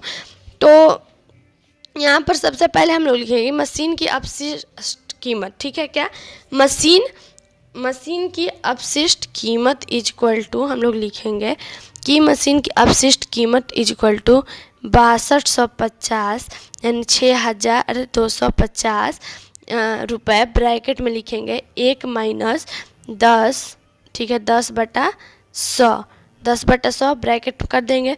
फिर एक ब्रैकेट में लिखेंगे 1 माइनस 20/100, ठीक है, इसको भी हम लोग ब्रैकेट कर देंगे। तीसरा ब्रैकेट में लिखेंगे 1 माइनस 30/100। इस तरह से हम लोग इसको लिख दिए। ठीक है, यहाँ पर 3 बार जो है पहला वर्ष, दूसरा और तीसरा वर्ष, इस तरह से है, तो तीनों हम लोग लिख दिए। अब आगे हम लोग लिखेंगे कि इक्वल टू 6,250 गुना 90/100 गुना 80/100 गुना 70/100, ठीक है, ये हो गया हमारा तीनों। अब यहाँ पर टोटल जो आ जाएगा वो आ जाएगा 3150 रुपये। अब यहाँ पर मैं सारा कर दूँ, आप लोगों को बस इसको गुना भागा कर देना है तो आप लोगों का आंसर आ जाएगा 3150 रुपये। ठीक है, अगला एक गांव की जनसंख्या 25,000 है, उसमें 1/5 स्त्रियां और शेष पुरुष हैं। उनमें 5% पुरुष तथा 40% स्त्रियां जो हैं अशिक्षित है। तदनुसार कुल शिक्षित लोगों की प्रतिशत कितना है। यानी शिक्षित लोगों का प्रतिशत पूछ रहा है कि शिक्षित लोगों का प्रतिशत कितना है। तो मैं आपको चलिए बता दूं कि यहाँ पर क्या है, यहाँ पर लिखेंगे कि पुरुष इक्वल टू, ठीक है क्या, पुरुष इक्वल टू 25,000, ठीक है, पुरुष इक्वल टू 25,000 गुना 4/5 इक्वल टू 20,000, ठीक है, क्या 20,000, ठीक है 20,000। तो महिला टोटल क्या हो गई, महिला इक्वल टू 5,000, ठीक है, महिला इक्वल टू 5,000। यहाँ तक आप लोग इसको समझ गए होंगे। अब आगे इसको हम लोग लिखेंगे, अब इसको हम लोग आगे लिखेंगे कि शिक्षित पुरुष इक्वल टू क्या, शिक्षित पुरुष, ठीक है। तो यहाँ पर हम लोग लिखेंगे कि शिक्षित पुरुष इक्वल टू 20,000, ठीक है, 20,000 गुना 95/100, क्या शिक्षित, ठीक है, इक्वल टू 19,000, ठीक है 19,000। इस तरह से हो गया। अब शिक्षित महिला इक्वल टू हम लोग लिखेंगे कि शिक्षित महिला इक्वल टू 5,000 गुना, ठीक है, 60/100। इस तरह से हम लोग इसको लिख दिए, इक्वल टू क्या 3,000, ठीक है, इक्वल टू 3,000। यहाँ तक आप लोग समझ रहे होंगे, जैसे मैं बता रही हूँ, मैं उम्मीद करती हूँ कि आप लोग इसको समझ रहे होंगे, ठीक है। अब यहाँ पर शिक्षित में अब कुल शिक्षित लोग क्या हो गए, 22,000 हो गए, ठीक है, क्या हो गए 22,000 शिक्षित लोग, कुल 22,000। अब अपशिष्ट प्रतिशत को हम लोग निकालेंगे तो लिखेंगे क्या कि अपशिष्ट प्रतिशत इक्वल टू, ठीक है, अपशिष्ट प्रतिशत इक्वल टू 22,000 बटा 25,000, ठीक है, 25,000 गुना 100। इस तरह से हम लोग इसको लिख दिए। इन टोटल क्या आ गया हमारा 88%, 88%।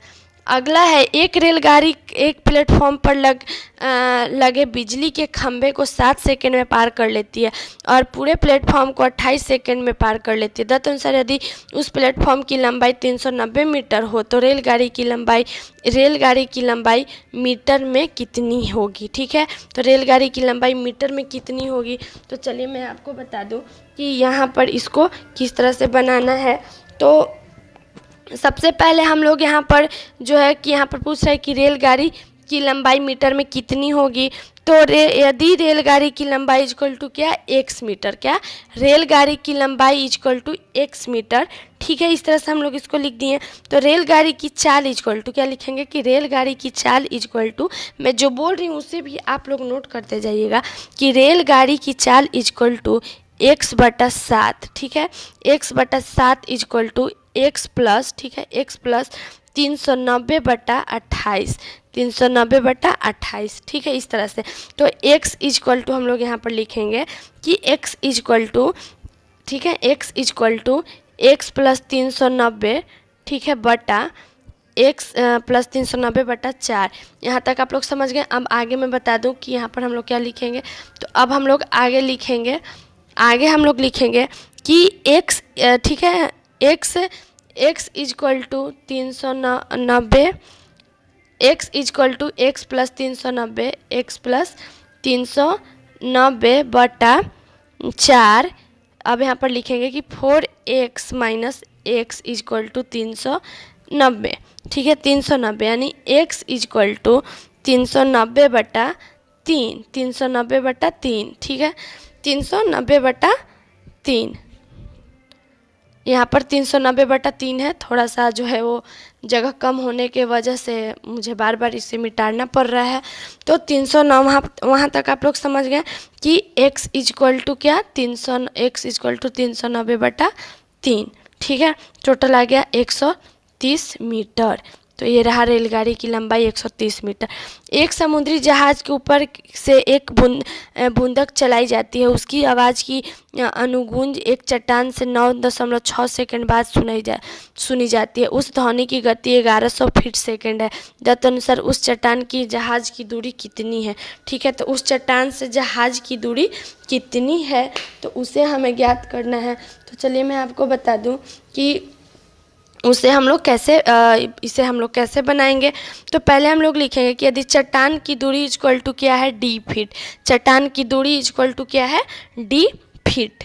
तो यहाँ पर 2d लिखेंगे, ठीक है, क्या 2d इक्वल टू 1100 गुना 9.6, ठीक है, 1100 गुना 9.6।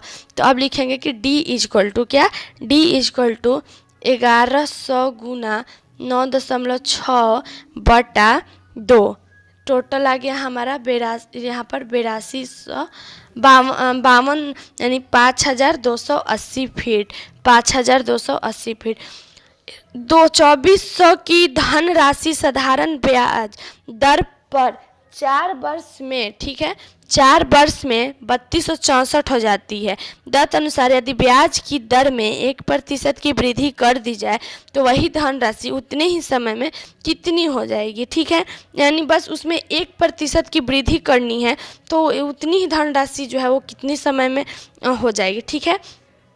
तो यहाँ पर मैं आपको बता दूं कि जो क्या है हमारा ब्याज है, तो ब्याज हम लोग लिखेंगे कि ब्याज इक्वल टू 3200, यहाँ पर यह है 3260 और 2400, तो हम लोग लिखेंगे कि ब्याज इक्वल टू, ठीक है, ब्याज इक्वल टू 3264 माइनस 2400, ठीक है, 2400, ठीक है। यहाँ तक हम लोग इसको इस तरह से, तो 864 रुपये हमारा आ जाएगा, ठीक है। 3264 माइनस 2400 कर दिए तो 864 में आ गया हमारा, ठीक है। यहाँ तक आप लोग समझ गए, 864 आ गया। अब यहाँ पर लिखेंगे कि दर इक्वल टू, ठीक है, दर इक्वल टू ब्याज गुना 100, ठीक है, ब्याज गुना 100 बटा मूलधन गुना समय, क्या, मूलधन गुना समय। इस तरह से हम लोग इसको लिख दिए, ठीक है। अब हम लोग इसको आगे लिखेंगे क्या, तो अब हम लोग इसको लिखेंगे कि इक्वल टू 864 गुना 100 बटा 2400 गुना 100, टोटल आ गया कि हमारा 9% प्रति वर्ष, ठीक है, 9% प्रति वर्ष। टोटल गुना भागा करने के बाद हमारा 9% आ जाएगा, ठीक है। अब आगे हम लोग लिखेंगे कि नई दर इक्वल टू 10%, क्या, नई दर इक्वल टू 10%, तो ब्याज इक्वल टू हम लोग लिखेंगे 2400 गुना 10 गुना 4 बटा 100, ठीक है, बटा 100। टोटल क्या आ गया हमारा 960 रुपये। मैं डायरेक्ट ऐसे बताते जा रही हूँ, आप लोग तो समझ ही रहे होंगे कि कैसे कैसे हो मतलब बन रहा है ये, तो थोड़ा बहुत आप लोग भी जो है वो गुना भागा कीजिएगा ताकि आप लोग भी अच्छे से इसको समझ पाए। तो 960 रुपये, ठीक है। अब धन राशि इक्वल टू क्या लिखेंगे कि धन राशि इक्वल टू 2400 प्लस, ठीक है, 2400 प्लस 960, यानी टोटल क्या आ गया हमारा 3360, यानी 3360 ही रहा हमारा, यानी उतने ही समय में जो है वो 3360 रुपये होगी, ठीक है। 1000 की धनराशि 10% वार्षिक दर पर प्रति वर्ष चक्रवृद्धि जोड़ने पर कितने समय में 1331 हो जाएगी, यानी 1331। तो जैसे कि मैं अभी पिछला वाला क्वेश्चन में बताई हूँ उसी तरह से ये भी बनेगा, बस थोड़ा सा का अंतर है। तो आप लोग अगर समझे होंगे तो इसको खुद से सॉल्व ज़रूर कर लेंगे। मैं चलिए आपको आंसर बता देती हूँ कि 3 वर्ष, ठीक है, 3 वर्ष में क्या होगा 1331 हो जाएगी, ठीक है। अब वो कैसे हो जाएगी तो एक बार आप लोग खुद से भी निकालने की कोशिश ज़रूर कीजिएगा ताकि आप लोगों को भी ये चीज़ समझ में आए कि आप लोग कितना जो है वो मेरा पढ़ाया हुआ समझ रहे हैं, ठीक है। अगला है, एक परीक्षा में 2 छात्र उपस्थित हुए, उनमें से एक ने दूसरे की तुलना में 15 अंक अधिक प्राप्त किए और उसके अंक उनके अंकों के योग 55% है। उनके द्वारा प्राप्त किए गए अंक, यानी यहाँ पर उनके द्वारा प्राप्त किए गए अंक जो है वो कितना है, तो मैं आपको बता दूं कि उनके द्वारा जो प्राप्त अंक है वो 67.5 और 82.5। अब ये उनको कैसे प्राप्त हुआ, तो एक मैं यहाँ पर थोड़ा सा मैं आपको बताती हूँ कि कैसे बनेगा। तो यहाँ पर मान लीजिए कि हम लोग माने कि एक छात्र के प्राप्त अंक क्या है x, ठीक है, एक छात्र के प्राप्त अंक इक्वल टू x, तो दूसरे छात्र के प्राप्त अंक इक्वल टू क्या लिखेंगे 15 प्लस x, यानी कि आप यहाँ पर लिख सकते हैं कि प्रश्नानुसार, ठीक है, प्रश्नानुसार इक्वल टू x प्लस 15, ठीक है, x plus 15 equal to x plus 15 गुना x प्लस x, ठीक है, प्लस 15 गुना 55/100, इस तरह से हम लोग इसको लिख दिए। अब इसको हम लोग लिखेंगे कि x इज इक्वल टू, ठीक है, अब हम लोग लिखेंगे x इज इक्वल टू, ठीक है, अब हम लोग इसको लिखेंगे कि x प्लस 15, ठीक है, क्या x plus 15 is equal to, ठीक है, 2x प्लस 15 गुना 11/100, 20। इस तरह से हम लोग इसको लिख लिए। अब आगे हम लोग इसको लिखेंगे, अब हम लोग इसको आगे लिखेंगे कि 20x प्लस, ठीक है क्या, 20x plus 300, 20x plus 300 equal to 22x plus 165, 22x plus 165। अब यहाँ पर लिखेंगे कि 22x minus 20x equal to 300 minus 165। ठीक है, यहाँ तक आप लोग समझ रहे होंगे। अब आगे हम लोग इसको क्या आगे लिखेंगे कि 2x equal to 135, 2x equal to क्या, 135। तो x इक्वल टू 135/2, तो टोटल आ गया 67.5। ठीक है, यहाँ आ गया। अब अगला, ठीक है, अब अगला अब हम लोग लिखेंगे कि एक छात्र के प्राप्त अंक दूसरे छात्र के पर्याप्त अंक, ठीक है, कि एक छात्र के प्राप्त अंक दूसरे छात्र के प्राप्त अंक, तो 67.5 प्लस 15 इक्वल टू 82.5। ये हो गया हमारा आंसर।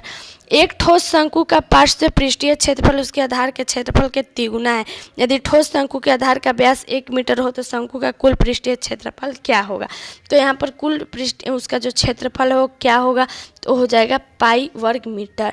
अब ये कैसे होगा, तो मैं फिर से एक बार आपको बोलना चाहूँगी कि जिन्होंने अभी तक मेरा वीडियो नहीं देखा है वो जाकर मेरा वीडियो देखें, ताकि आप लोगों को समझ में आ जाएगा कि इस तरह के सवाल जो हैं वो कैसे बनते हैं। और आप लोग अगर फिर भी नहीं समझ पा रहे हैं, फिर भी नहीं सॉल्व कर पा रहे हैं, तो आप लोग कमेंट करके ज़रूर बताइएगा, मैं सॉल्व करके बता दूँगी। ठीक है, तो अगला सवाल जो हमारा है वो है क्वेश्चन नंबर 101 और 103 में दिए गए विकल्प में से संबंधित अक्षर शब्द संख्या को चुनिए। यानी हाथी, गजदंत और तोता। ठीक है, तो गजदंत हाथी के मुंह से बाहर निकले हुए लंबे दांत को कहते हैं। ठीक है, गजदंत किसे कहते हैं, जो हम लोग देखते हैं कि हाथी के मुंह के 2 दांत जो है वो बहुत लंबे लंबे आगे निकले रहते हैं, उसे गजदंत कहते हैं। ठीक है, तो तोता जो है, ठीक है, तो चोच पक्षी के मुंह का कड़ा नुकीला एक वक्र होता है, तो तोता का चोच। ठीक है, अगला है 27, 125 और 64। ठीक है, 27, 125 और 64। तो 27 को कैसे लिखेंगे, 3 के क्यू, यानी कि 3 गुना 3 गुना 3, यानी 3 का 3 9, 3 का फिर 9 में 3, तो यानी कि 3 का टेबल 3 बार 9 और 9 का टेबल 3 बार, तो हमारा आ गया क्या, 27। ठीक है, ये हो गया। अब 125 है, तो 125 यानी कि 5 का क्यू कर देंगे, यानी 5 गुना 5 गुना 5, यानी 50 25 25 5 125। ठीक है, ये हो गया। अब 64 है। ठीक है, तो अब अगला है 64, तो 4 का क्यू कर देंगे, 4 का क्यू, तो 4 का 4 गुने 4 गुने 4 इक्वल टू 64। ठीक है, 64।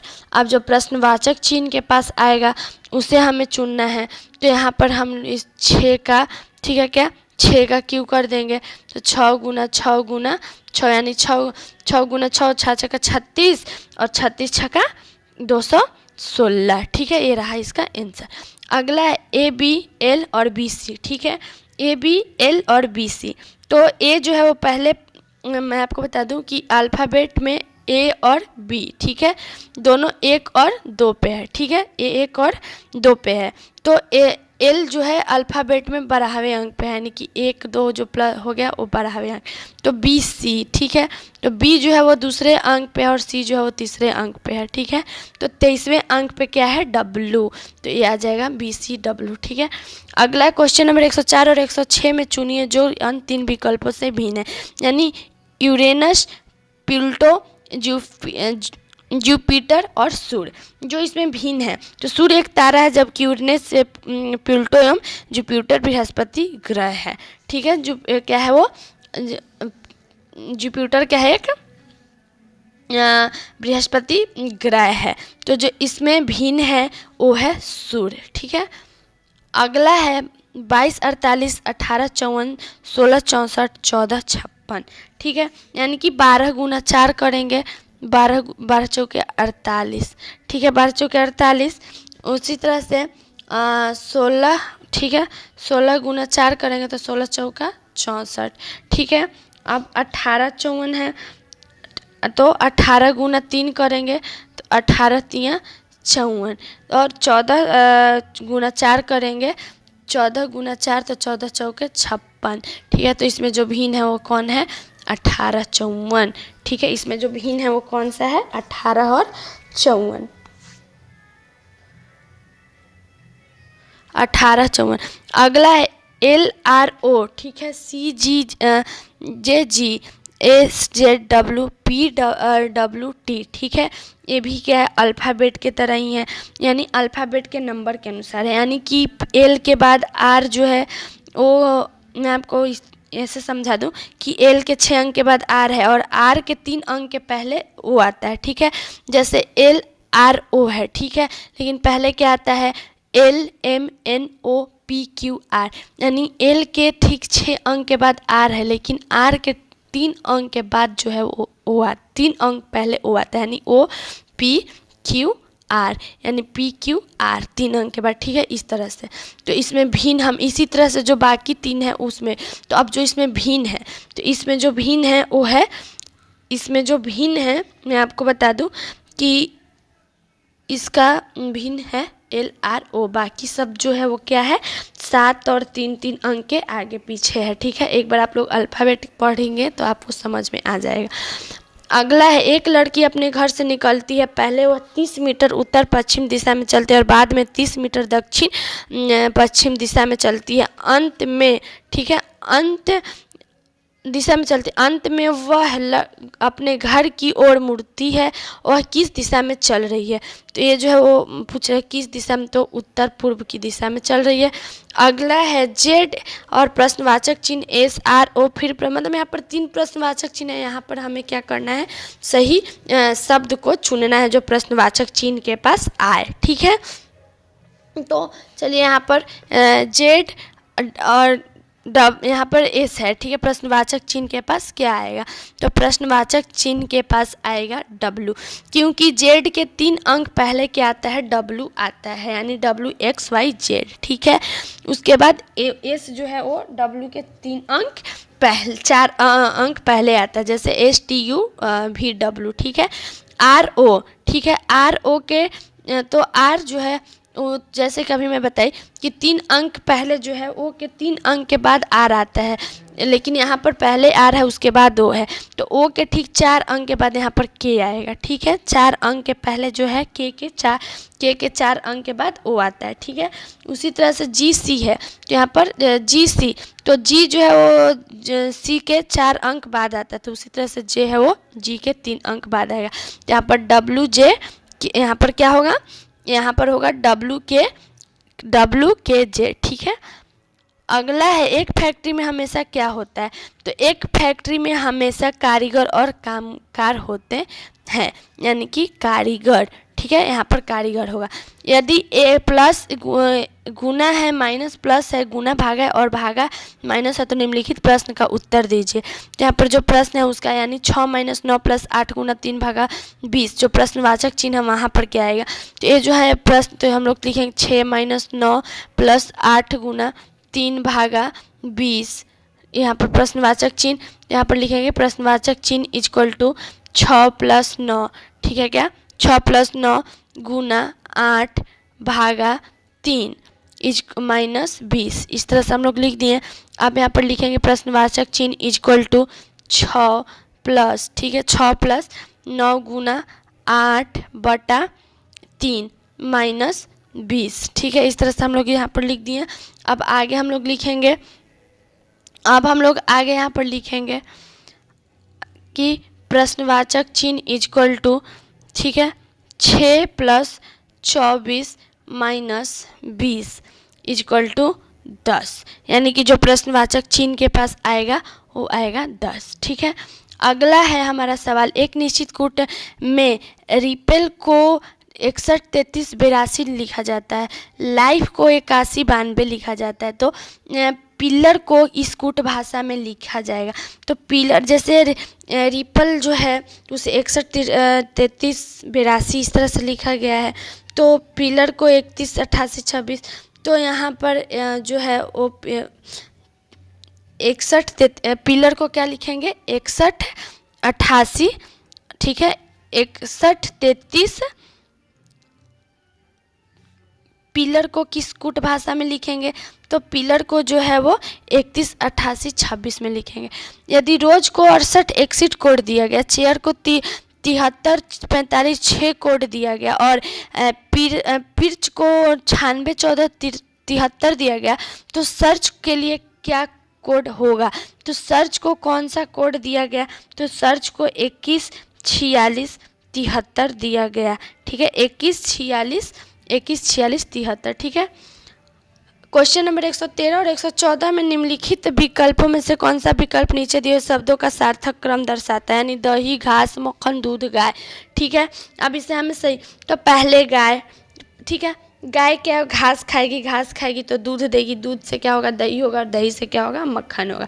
तो पहले गाय फिर घास। ठीक है, पहले गाय फिर घास फिर दूध फिर दही फिर मक्खन, यानी 5, 2। ठीक है, 5, 2, 4। ठीक है, 5, 2, 4, 1, 3। 5, 2, 4, 1, 3। 5, 2, 5, 2, 4, 1, 3। यहाँ इसको हम लोग इस तरह से दर्शाएंगे। अगला है चूहा, गरुड़, सांप, अन्न, खेत। ठीक है, तो इसको हम लोग कैसे? तो पहले खेत, खेत के बाद अन्न आता है, और अन्न क्या है? अन्न को चूहा बहुत बर्बाद करता है, फिर एक सांप, गरुड़। ठीक है, तो इस तरह से हम लोग इसे दर्शाएंगे, यानी 5, 4, 1, 3, 2। 5, 4, 1, 3, 2 इस तरह से दर्शाएंगे। क्वेश्चन नंबर 115 और 116 निम्नलिखित प्रश्नों में से एक अनुक्रम दिया जिसमें एक पद संख्या अक्षर लुप्त है। दिए गए विकल्पों में से वह सही विकल्प चुने जो अनुक्रम को पूरा, यानी 13, 11, 38, 102 और जो बीच में खाली स्थान है उसके बाद 443। यहाँ पर जो दर्शाएगा उससे हमें चुनना है। तो चलिए मैं आपको बता दूं कि यहाँ पर कैसे करना है। तो यहाँ पर 3 + 2। ठीक है, 3 + 2 तो 5 का क्यू। ठीक है, 5 का क्यू कर देंगे। तो यहाँ पर इस तरह 5 का क्यू, सॉरी 2 का क्यू करेंगे। 3 + 2 का क्यू। ठीक है, 3 + 2 का क्यू = 3 + 5 = 8। ठीक है, 8 = 11। ठीक है, इस तरह से। तो इसी तरह से फिर 11 इस तरह से हो गया। आप लोग समझ रहे होंगे कि मैं कैसे बता रही हूँ। उसके बाद 11 + 3 का क्यू कर देंगे, तो 11 + 27। ठीक है, 11 + 27 = 38 आ गया। ठीक है, अब फिर से इसमें हम लोग क्या जोड़ेंगे? तो 38 + 4 का क्यू, 38 + 4 का क्यू, यानी 38 + 64। ठीक है, 38 + 64 = 102। ठीक है, ये आ गया 102। अब जो यहाँ पर बीच में खाली स्थान, तो चलिए मैं आपको बता दूं कि अब 102 + 5 का क्यू, तो 102 + 125। ठीक है, 125, 102 + 125 यानी 227। तो यहाँ पर 227 हो जाएगा। ठीक है, अब फिर चलिए अब 443 कैसे आया इसे भी मैं सॉल्व करके बता दूं। तो 227 + 6 का क्यू, तो 227 + 6 का क्यू करेंगे 216, यानी कि 443। ठीक है, अगला है BDFHJLNP। ठीक है, BDFJN यहाँ पर RT होगा। जैसे कि मैं अभी आपको बताई कि अल्फ़ाबेट के नंबर के अनुसार इसे दर्शाना है। तो जो आगे जैसे कि BFJ, तो B के 4 अंक के बाद जो है वो F आता है। ठीक है, B के 4 अंक के बाद F आता है, F के 4 अंक के बाद J आता है, और J के 4 अंक के बाद N आता है, और N के 4 अंक के बाद R आ जाता है। ठीक है, उसी तरह से D के 4 अंक के बाद H आता है, H के 4 अंक के बाद L आता है, L के 4 अंक के बाद P आता है, और P के 4 अंक के बाद T आता है। तो यहाँ पर RT हो जाएगा। ठीक है, अगला है अक्षरों का कौन सा समूह खाली स्थानों पर क्रमवार रखने से दी गई अक्षर श्रृंखला को पूरा करेगा? तो जो अक्षर श्रृंखला को पूरा करेगा ML ML। ठीक है, ML ML। ठीक है, अगला है चित्र में एक महिला की ओर संकेत करते हुए विजय ने कहा वह मेरे भाई की बहन के पिता की पुत्री है। चित्र की महिला का विजय के साथ क्या संबंध है? तो यहाँ पर विजय के भाई की बहन का अर्थ हुआ विजय की भी बहन, और विजय की बहन के पिता का अर्थ हुआ कि विजय की भी पिता। ठीक है, तो यहाँ पर जो उनका संबंध है वो, जो उनके पिता से उनका संबंध है वो है बहन का। ठीक है, अगला है राजीव अरुण का भाई है, सोनिया सुनील की बहन है। अरुण सोनिया के पुत्र राजवीर का सुनील के साथ क्या संबंध है? राजवीर का, तो राजवीर और अरुण सोनिया के क्या हुए? पुत्र हुए। तो राजवीर और सुनील क्या क्या हो गया? भतीजा हो गया। ठीक है। श्रृंखला में कौन सी संख्या गलत है? तो कौन सी संख्या इसमें गलत है? तो यहाँ पर चलिए 5 गुना 2 प्लस 1 करेंगे तो 5 दूनी 10 प्लस 1 इक्वल टू 11। ठीक है, हो गया, पहला एक सॉल्व हो गया। अब आगे, तो अब एक आगे हम लोग 11 गुना 2, ठीक है, 11 गुना 2 प्लस 1, ठीक है, तो 11 दूनी 22 प्लस 1 इक्वल टू 23 आ गया। ठीक है। अब आगे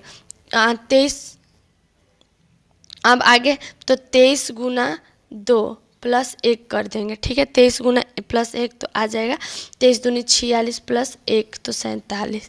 ठीक है, हो गया। अब उसके बाद क्या है? 47।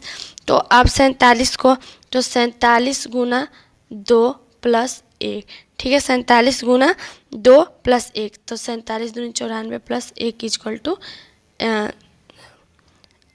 ठीक है, 95। ठीक है, आ गया। अब आगे जो है उसमें जोड़ेंगे, तो यहाँ पर जो 96 यहाँ पर जो संख्या है वो गलत है। ठीक है, बाकी सब सही है। अगला सवाल है, 5 लड़कों में बसंत मनोहर से लंबा है किंतु राजू के बराबर लंबा नहीं है। जयंत दत्ता से लंबा है किंतु मनोहर से छोटा है। समूह में सबसे लंबा कौन है? यानी समूह में जो है वो सबसे लंबा कौन है? तो समूह में सबसे लंबा जो है वो राजू है। ठीक है। अगला है क्वेश्चन नंबर 122 और 123 में निम्नलिखित विकल्पों में से शब्द चुने जो दिए गए शब्द के अक्षरों के प्रयोग करके नहीं बनाए गए। यानी टीचर किस शब्द के प्रयोग से नहीं बना है?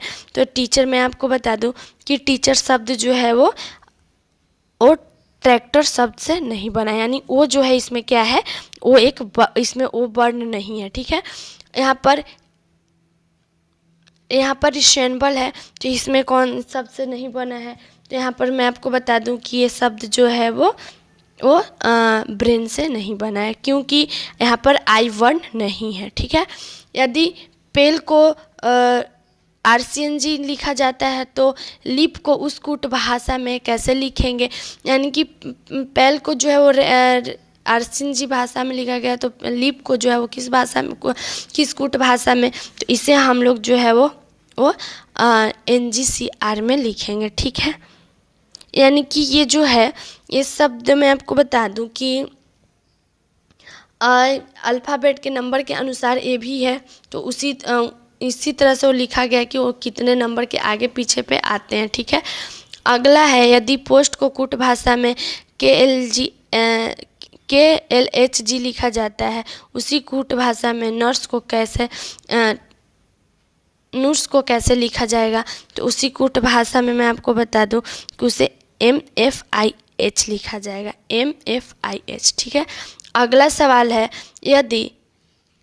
यदि गवर्नमेंट को कूट भाषा में 20, 26, 91, 42, 21, 37 लिखा जाता है, तो उसी भाषा में इंक्लूज को कैसे लिखा जाएगा? तो उसी कूट भाषा में जो, जैसे जी तो यहाँ पर 27 - 7 तो 20, ए जो है 27 - 1, मतलब यहाँ पर एक कूट भाषा जो है वो 27 से माइनस करते जाएंगे, तो 7, 1, 18, 13 इस तरह से जो अल्फ़ाबेट जिस नंबर पे आएगा तो 27 से उसमें से माइनस कर देंगे तो वहाँ पर आ जाएगा। ठीक है।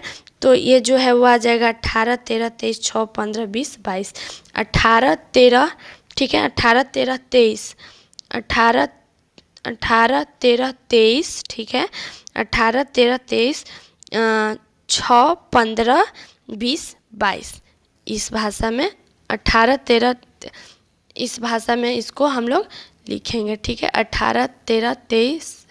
ठीक है। अगला है क्वेश्चन नंबर 127 और 29 में नीचे दिए गए विकल्पों में से लुप्त अंक अक्षर ज्ञात कीजिए। लुप्त अंक और अक्षर को ज्ञात करना है, तो यहाँ पर क्या है, 5, फिर 9 और 5। ठीक है, 2 कॉलम है, तो 3 + 2 कर देंगे तो क्या आ जाएगा, 3 + 2 करेंगे तो 5 आ जाएगा। ठीक है। तो यहाँ पर 9 ठीक है, 5 + 4 करेंगे तो 9 आ जाएगा। ठीक है। तो यहाँ पर 9 + 6 करेंगे तो 15 आ जाएगा, यानी जो प्रश्नवाचक चिन्ह है यहाँ पर 15 होगा। अगला RQL SPM TN। ठीक है। तो यहाँ पर जो है उसी तरह से RST, ठीक है, यहाँ पर ठीक है RST, यहाँ पर PQR होगा, ठीक है, PQR होगा, लेकिन यहाँ पर पहले Q फिर P दिया है, ठीक है, तो यहाँ पर QPO, ठीक है, यहाँ पर जो होगा O होगा, जो यहाँ पर प्रश्नवाचक O होगा O, यानी OQPO, ठीक है, LMN, ये भी सही है और ये भी सही है, जो यहाँ पर भिन्न दिया वो ये है, ठीक है। अगला है 7, 6, 15, 10, फिर प्रश्नवाचक चिन्ह 12, 35, 12, 90 ऐसे दिया हुआ है। तो अब इसमें जो अब यहाँ पर जो होगा वो उसको इस तरह से लिख सकते हैं। पहला कॉलम है 7 गुना 10, ठीक है, 7 गुना 10 बटा 2, तो 7 नहीं 70 बटा 2 इक्वल टू 35, ये हो गया हमारा पहला कॉलम। अब आएंगे दूसरे कॉलम पे, ठीक है, दूसरा कॉलम क्या है 6, 12 बीच में प्रश्नवाचक चिन्ह, तो यहाँ पर इसको इस तरह से लिखेंगे 6 गुना प्रश्नवाचक चिन्ह बटा प्रश्नवाचक चिन्ह बटा 2, ठीक है, तो यहाँ पर लिख सकते हैं कि प्रश्न इक्वल टू 12, ठीक है, तो अब यहाँ पर लिख सकते हैं कि प्रश्नवाचक चिन्ह इक्वल टू 12 बटा 3 इक्वल टू 4, इस तरह से हो गया। दूसरा यानी 4 है, यहाँ पर जो प्रश्नवाचक चिन्ह के पास अंक आएगा वो आएगा 4। अब तीसरा कॉलम है 15, 20, 90, तीसरा कॉलम क्या है 15, 12, 90, तीसरा कॉलम है, तो इसको हम लोग लिख सकते हैं 15 गुना 12 बटा 90, तो जो आ जाएगा, ठीक है, तो यहाँ पर 15 गुना 12 बटा 2 इक्वल टू 90, ठीक है, 90, ठीक है, ये आ गया हमारा इसका आंसर। अगला है यदि प्लस का अर्थ है भागा और भागा का अर्थ है माइनस का अर्थ है गुना, एक गुना का अर्थ है प्लस है तो, ठीक है, तो है तो यहाँ पर 8 + 2 भागा 3 - 4 गुना 6 प्रश्नवाचक चिन्ह है, तो यहाँ पर क्या होगा, तो यहाँ पर -2 होगा। अब -2 कैसे होगा, तो यहाँ पर सिर्फ चिन्हों का अंतर कर देना है, उसके बाद इसको सॉल्व करके बना देना है कि कैसे, तो मैं आंसर बता दी हूँ -2, और अब मैं उम्मीद करूँगी कि आप लोग इसको खुद से सॉल्व कर लेंगे, ठीक है। अगला है हल करने के लिए चिन्हों का उपयुक्त योजन चुनिए, यानी इसे हल करने के लिए चिन्हों का क्या है हमें चुनना है, तो 16, 8, 1, 8 है, ठीक है, 16, 8, 1, 8 है, तो यहाँ पर हम लोग इसको लिख सकते हैं कि 16 - 8 भागा 1 इक्वल टू 8, ठीक है, इस तरह से हम लोग इसको लिख दिए, तो 16 - 8, ठीक है, इक्वल टू 8, ठीक है, इस तरह से, यानी जो यहाँ पर चिन्हों को उपयुक्त संयोजन होगा, हल करने के बाद चिन्हों का जो उपयुक्त संयोजन होगा वो होगा हमारा माइनस भागा इक्वल टू। निम्नलिखित संख्या श्रृंखला में लुप्त संख्या को ज्ञात करना है, तो यहाँ पर 4, 9, 25, 49, 121 है, जो लुप्त संख्या है उसे हम चुनना है, तो यहाँ पर 4, ठीक है, यहाँ पर पहला क्या है 4 है, तो 2 का स्क्वायर कर देंगे, यानी 2 गुना 2 इक्वल टू 4 आ गया, ठीक है, और 3 का स्क्वायर कर देंगे, तो 3 गुना 3 इक्वल टू 9 आ गया, ठीक है, ये हो गया। अब 25, तो 25 का क्या करेंगे, 25 जो है तो 5 का स्क्वायर कर देंगे, यानी 5 गुना 5 इक्वल टू 25, 7 का स्क्वायर कर देंगे, तो 7 गुना 7 इक्वल टू 49, ठीक है। अब 121 है, 121, तो 121 का क्या करेंगे, 11 का स्क्वायर करेंगे, 11 का यानी 11 गुना 11 इक्वल टू 121, ठीक है, 121। अब 13 का स्क्वायर कर देंगे, जैसे दो अंक के अंतराल पे स्क्वायर हुआ है, तो 13 का स्क्वायर करेंगे, तो 13 गुना 13 इक्वल टू 169, ठीक है, आ गया लुप्त संख्या।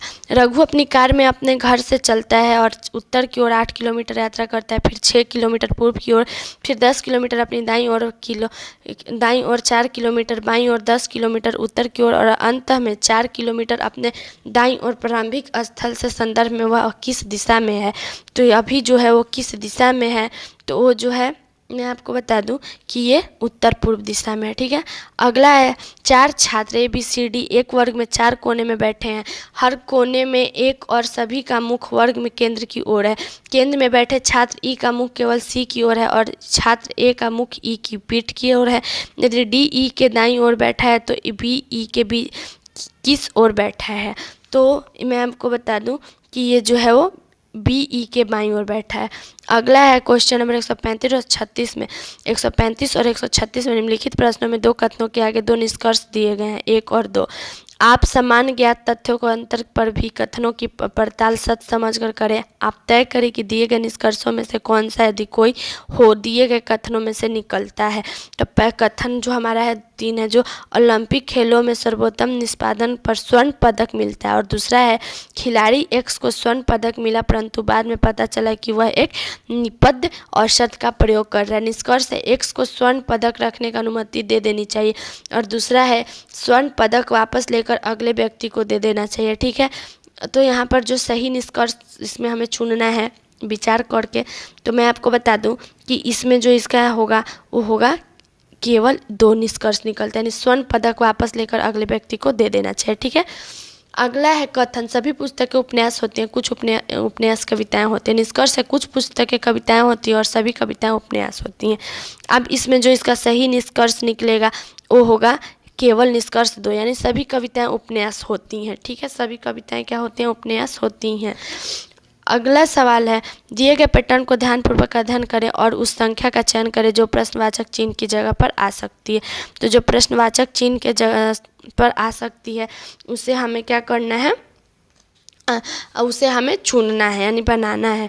तो चलिए मैं आपको बता दूं कि पहला कॉलम है हमारा क्या 23/5 110। ठीक है, 23/5 यहाँ पर हम लोग इसको यहाँ पर 23 + 5 कर देंगे तो 28। ठीक है, 23 + 5 करेंगे तो 28। 28 + 82 कर देंगे, 28 + 82 कर देंगे तो क्या आ जाएगा 110। ये हमारा पहला कॉलम हो गया। ठीक है, अब दूसरा कॉलम है 56 9 121। ठीक है, 56 9 121 तो 56 + 9 कर देंगे तो 65 आ गया। ठीक है, 65 आ गया। 65 + 56 कर देंगे तो 121 आ गया। ठीक है, दूसरा कॉलम है, दूसरा कॉलम। अब तीसरा कॉलम है 49 और 3। तो जो प्रश्नवाचक चिन्ह है वहाँ पर क्या होगा, तो 49 + 3 कर देंगे तो 52 आ जाएगा। ठीक है, तो 52 + 25 कर देंगे, 52 + 25 कर देंगे तो 77 आ गया। ठीक है, जो प्रश्नवाचक चिन्ह वो 77 आएगा। एक फोटो की ओर इंगित करते हुए, ठीक है, सुनीता ने कहा वह मेरे देवर की इकलौती बहन है। फोटो वाली महिला सुनीता के किस प्रकार संबंधित है, तो ये जो है वो किस प्रकार संबंधित है, तो वो ननद के रूप में संबंधित है, क्योंकि फोटो की ओर इंगित करते हुए सुनीता ने कहा कि वह मेरे देवर की इकलौती बहन है, यानी कि देवर यानी इकलौती बहन उसके ननद, देवर की बहन उसकी ननद हो गई। ठीक है, अगला है एक आदमी की तस्वीर दिखाते हुए रीना ने कहा उसकी माँ की एकमात्र पुत्री मेरी माँ है। और रीना का उस आदमी से क्या संबंध है, तो रीना का उस आदमी से संबंध है भांजी का।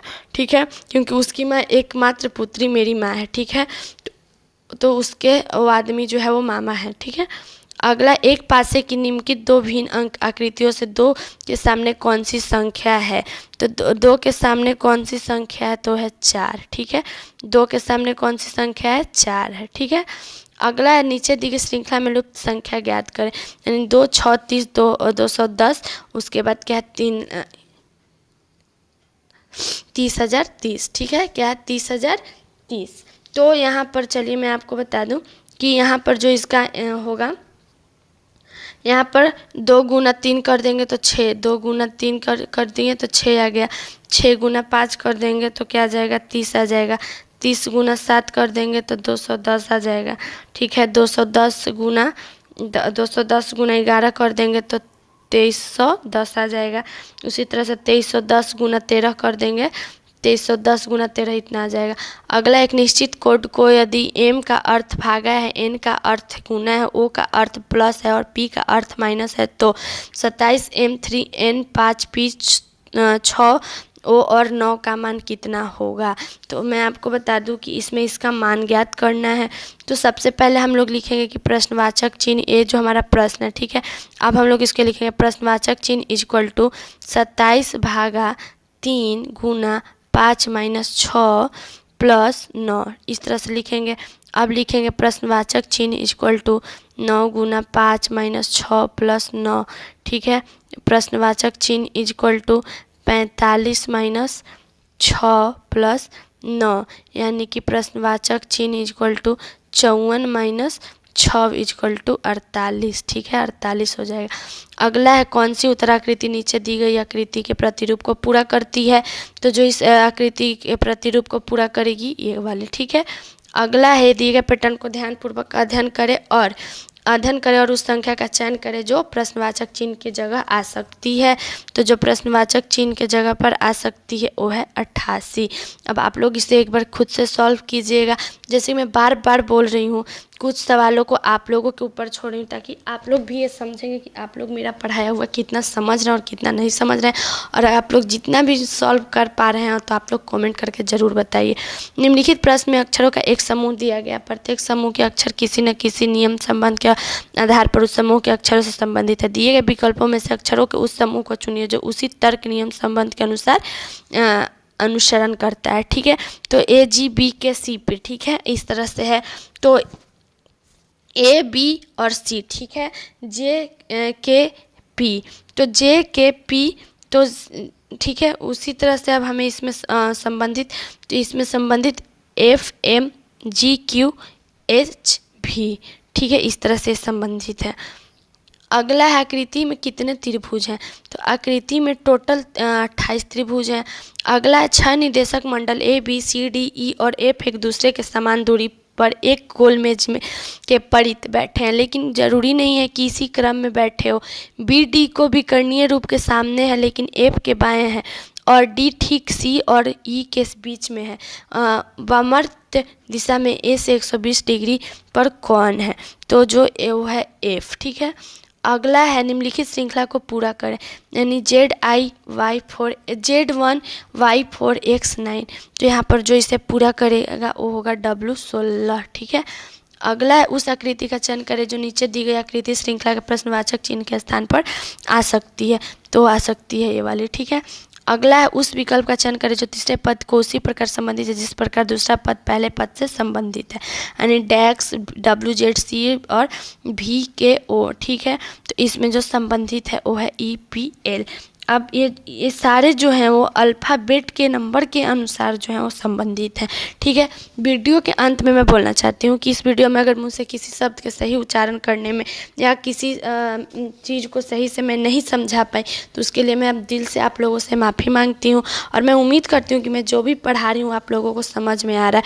अगर आप लोगों को समझ में आ रहा है तो आप लोग एक बार कॉमेंट करके ज़रूर बताइए कि आप लोगों को कितना समझ में आ रहा है और कितना समझ में नहीं आ रहा है, ठीक है। और आप लोग रोज़ कितने सारे सवालों को जो है वो सॉल्व कर पा रहे हैं ये भी बताइएगा। थैंक यू सो मच और मेरे चैनल को लाइक और सब्सक्राइब ज़रूर कीजिएगा।